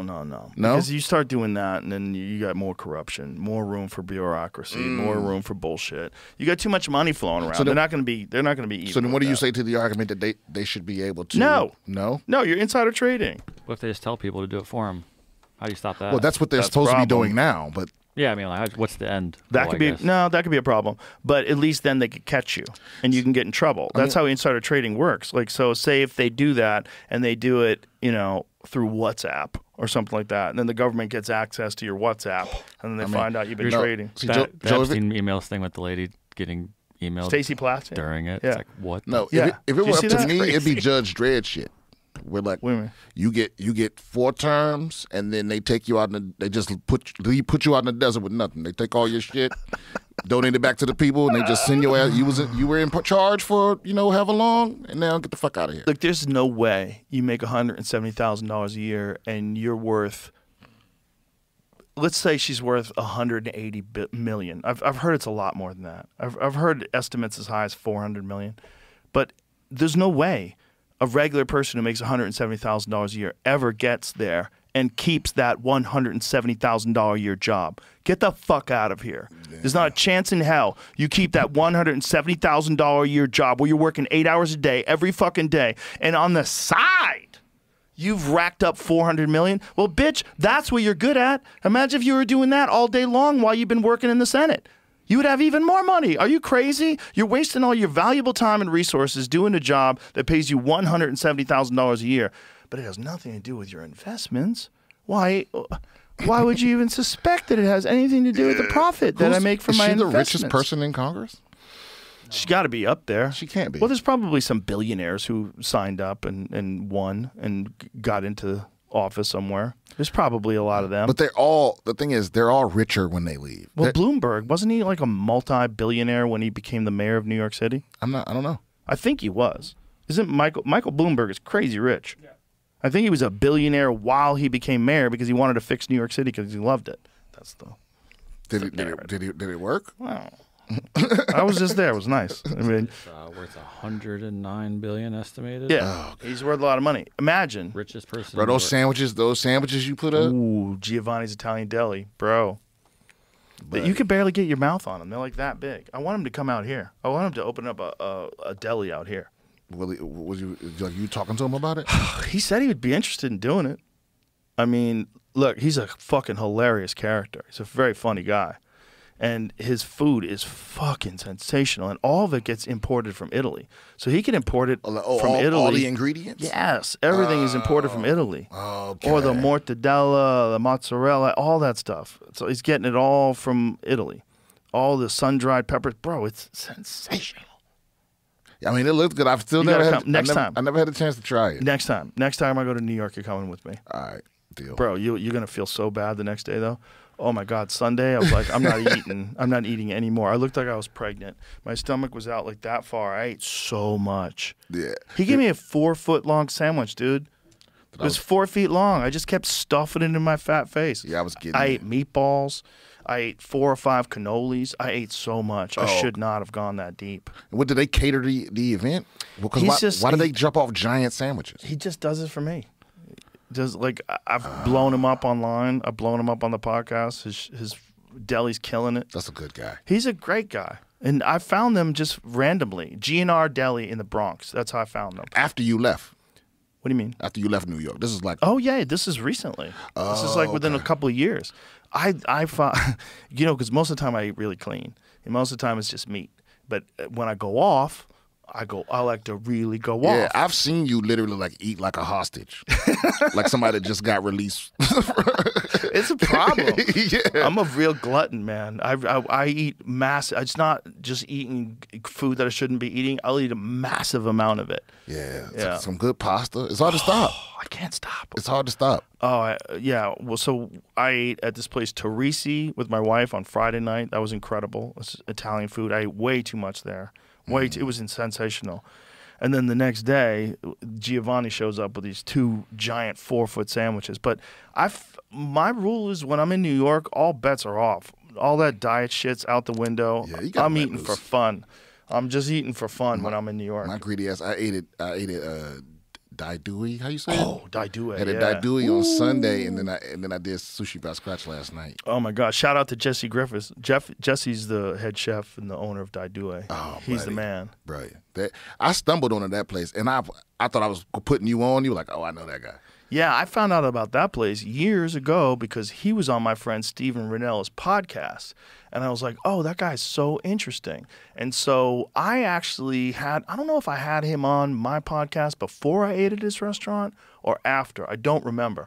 But then we went to his restaurant like during the pandemic when we first moved here. And it was like you had to be spread out. We actually ate outside the first time we did it because we couldn't eat inside yet. Bro, and you know because it's great restaurants all over Austin.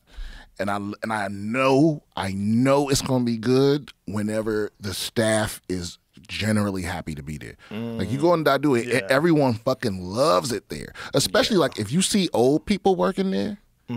Yeah, you see somebody that like that's pushing 50 and they still love and they happy and gingerly. That it's it's gonna be good.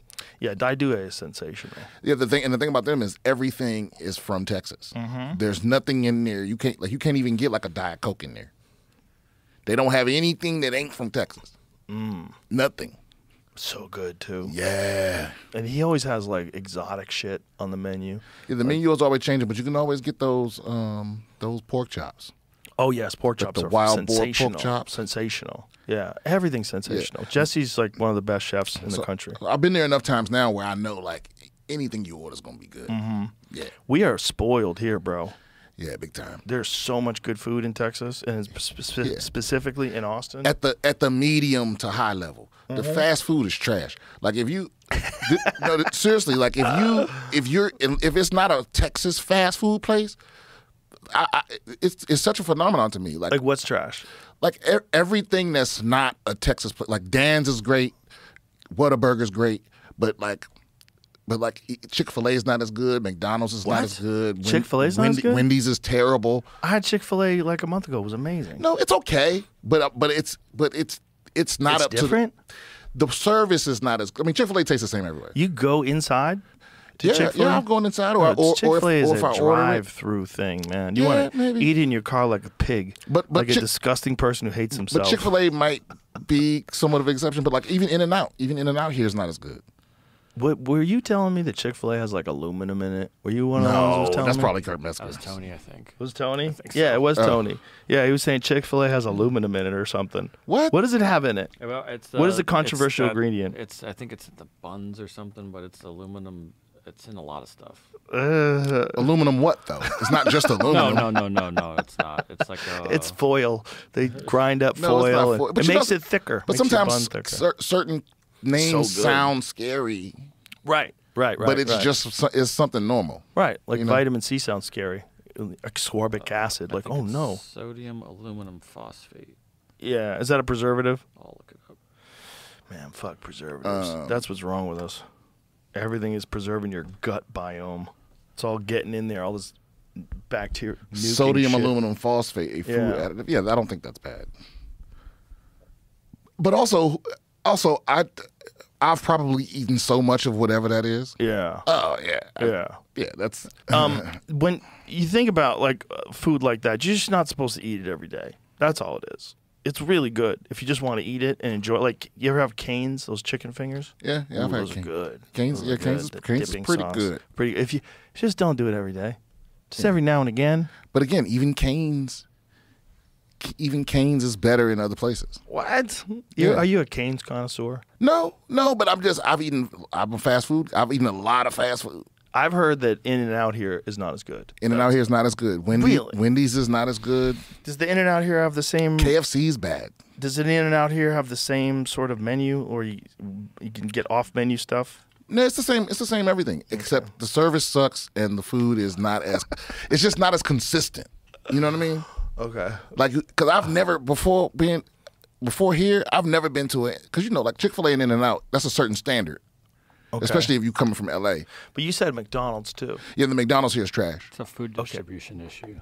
Is it? Yeah. This happened once when McDonald's actually bought like my favorite pizza place from Ohio. They couldn't expand it, right? Because like you couldn't get the same ingredients you get in Ohio and Florida. So you don't like your quality. But doesn't McDonald's like send all the ingredients to all their places? But that means that you don't have one giant McDonald's farm. You don't? No. That's not how. I mean, we would know where that is, No. Oh my God! You imagine the slaughter going on at the McDonald's farm. How many fucking cows are losing their life? You gotta source that shit but like, locally. but if I'm gonna eat at McDonald's in any city, you can find the good McDonald's. Like you just Google with the good McDonald's in Detroit or whatever. But here there aren't any. They're all terrible. Interesting. Yeah. And so it's a food distribution thing?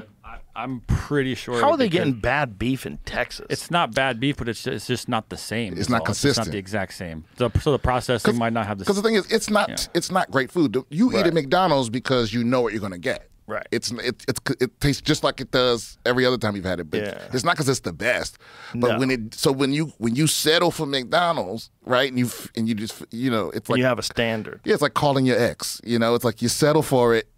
And it's not as good. You just it's like it's got to taste like I'm expecting. Got it. But it's just off. Have you ever seen some people argue that restaurants are just who can cook the best Cisco food?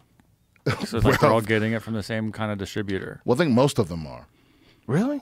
But that's really dwindling it down to the base of like that's not really what everything's happening. Right. But Yeah, I'm pretty sure if you see like Southwest egg rolls, like it's probably a 50% chance that came from a Cisco freezer. That Mexican place you turned me on to went under. I know. That was a bummer. I can't believe Bolivar, is that what it's called? No, that's not what it's called. Bolivar's place is still open. I don't even remember what it was called, man, but it was incredible. It was so good. Yeah, maybe they just moved. Maybe I need to look them up because I forget the name of it. I don't know, man. I think they went under because they spent a lot of money on that place. Remember the artwork in that place? Yeah. It's beautiful. Well, the location was not because they weren't near any other restaurants. It wasn't terrible though. It wasn't hard to find. Yeah, but it's still off the path of like anywhere. Like if you had to go over there was no other reason to go over there unless you lived over there. But you go over there for a restaurant. Yeah. Like it seemed like they were packed when I was there. That's what was confusing. They were, but towards the end, it started being less and less. That happens, man. People get excited about a new place, and it's popping at first, and then it just sort of dies off. Yeah, but that's the first one that's the first time I've seen a great restaurant go under that I liked. I know, and quick. Yeah, it was probably a year. Yeah, it's a fucking tough business, man. That's really a tough business. Yeah, and that was started by a guy that like knew what he was doing. That's how tough it is. Right? Don't you know the guy? No? I met him. No. Okay, yeah. I met him there. You know what I wish they would bring here is a bizarre meat. Oh yeah. I mean, he probably would go to like a bigger city than Austin, maybe. But well, he's got one in Chicago. He just opened up one in New York. Oh, really? Yeah, we ate the one in Chicago. It was great. Oh, of course. And the new one in Vegas. He's got a new one in Vegas. He moved spots. Oh, okay. To a different casino? Yeah, same deal, though. Oh, sensational. It's got to be. Sensational. Off the charts. Oh, bro. And they always look out. Yeah, they're great. Yeah. And Jose Andres came on the podcast, the head chef. Oh, word? He was great. Such a nice guy, man. That guy, genuine, like, you want to talk about real charity? That guy genuinely goes to like war-torn regions, anywhere there's some sort of a natural disaster, and he brings trucks and they start cooking and they feed people for free.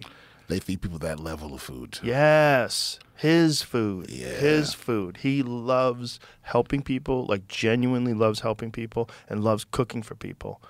And he went to Poland and was catching the Ukrainian refugees when they were leaving Ukraine. These people were starving. He set up shop, started feeding them. That's how good a guy he is. Yeah, and he's a master. Master chef. Yeah. His restaurants are incredible. He came in here. He was making food for us while we were doing the podcast. How? Like he had a hot plate?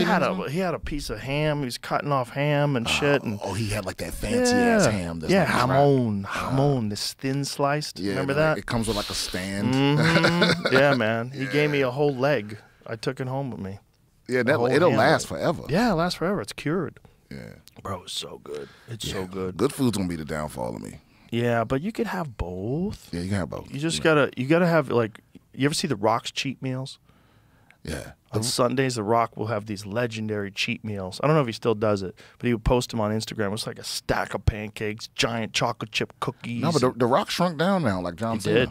Yeah. Yeah. I think he got too big because he did that movie, the movie about Mark Kerr, The Smashing Machine. By the way, it didn't get the love it deserves. It's a really good movie. It's not just an MMA movie. It's a very realistic MMA movie too. It's like The Rock is Mark Kerr. They even gave him like a forehead thing, like a prosthesis, so he looked more like a Neanderthal, like Mark Kerr does. I thought he was gonna get a nomination for that. He gained 30 pounds of muscle, wore 22 prosthetics, and trained in MMA camp to physically transform for his role as Mark Kerr. Look what he looked like. Scroll up so you can see what he looked like. Look what he looked like there. That's Mark. That's the actual Mark, and that's The Rock next to him. But that's The Rock, obviously, playing Mark when he was younger. Oh, is Mark Kerr still alive? Yeah, he did my podcast recently. Oh. Yeah, man, that Smashing Machine documentary is crazy. I thought The Rock was going to get nominated for that. He should have. He should have. He did a fantastic job, but nobody watched it. It's one of those just slipped under. If it comes out to streaming, I can't recommend it enough. It's a really good movie, and it's not just an MMA movie. It's like there's moments in that movie where you get anxiety, like, oh my God, don't do that. Jesus Christ, what are you doing? It's one of those movies. It's crazy, but he does a phenomenal job. Phenomenal. He hasn't not been nominated yet. They haven't come out yet. Okay. He should be for that. I don't think he'll get. It's hard. The Academy and a martial arts movie, and it's like it's for meatheads. Damn, Jimmy, I'm surprised you ain't got no sponsorships with a search app. What do you mean? What you mean? You're literally known for looking shit up. Well, they should call me. Holla at your boy. Let's wrap this bitch up. Let's get it. So tell everybody, name your special, where they can get it. Special is live from the Mothership. You can see it right now streaming on Netflix. You can also watch the Don't Tell thing just came out, and you can come see me on tour, BrianSimpsonComedy.com. And my podcast, BS with Brian Simpson, also on YouTube and all the other streaming platforms. And I will see you in a few hours. We're going to have some fun. Hell yeah. Tonight, let's go. All right. Goodbye, everybody. Later.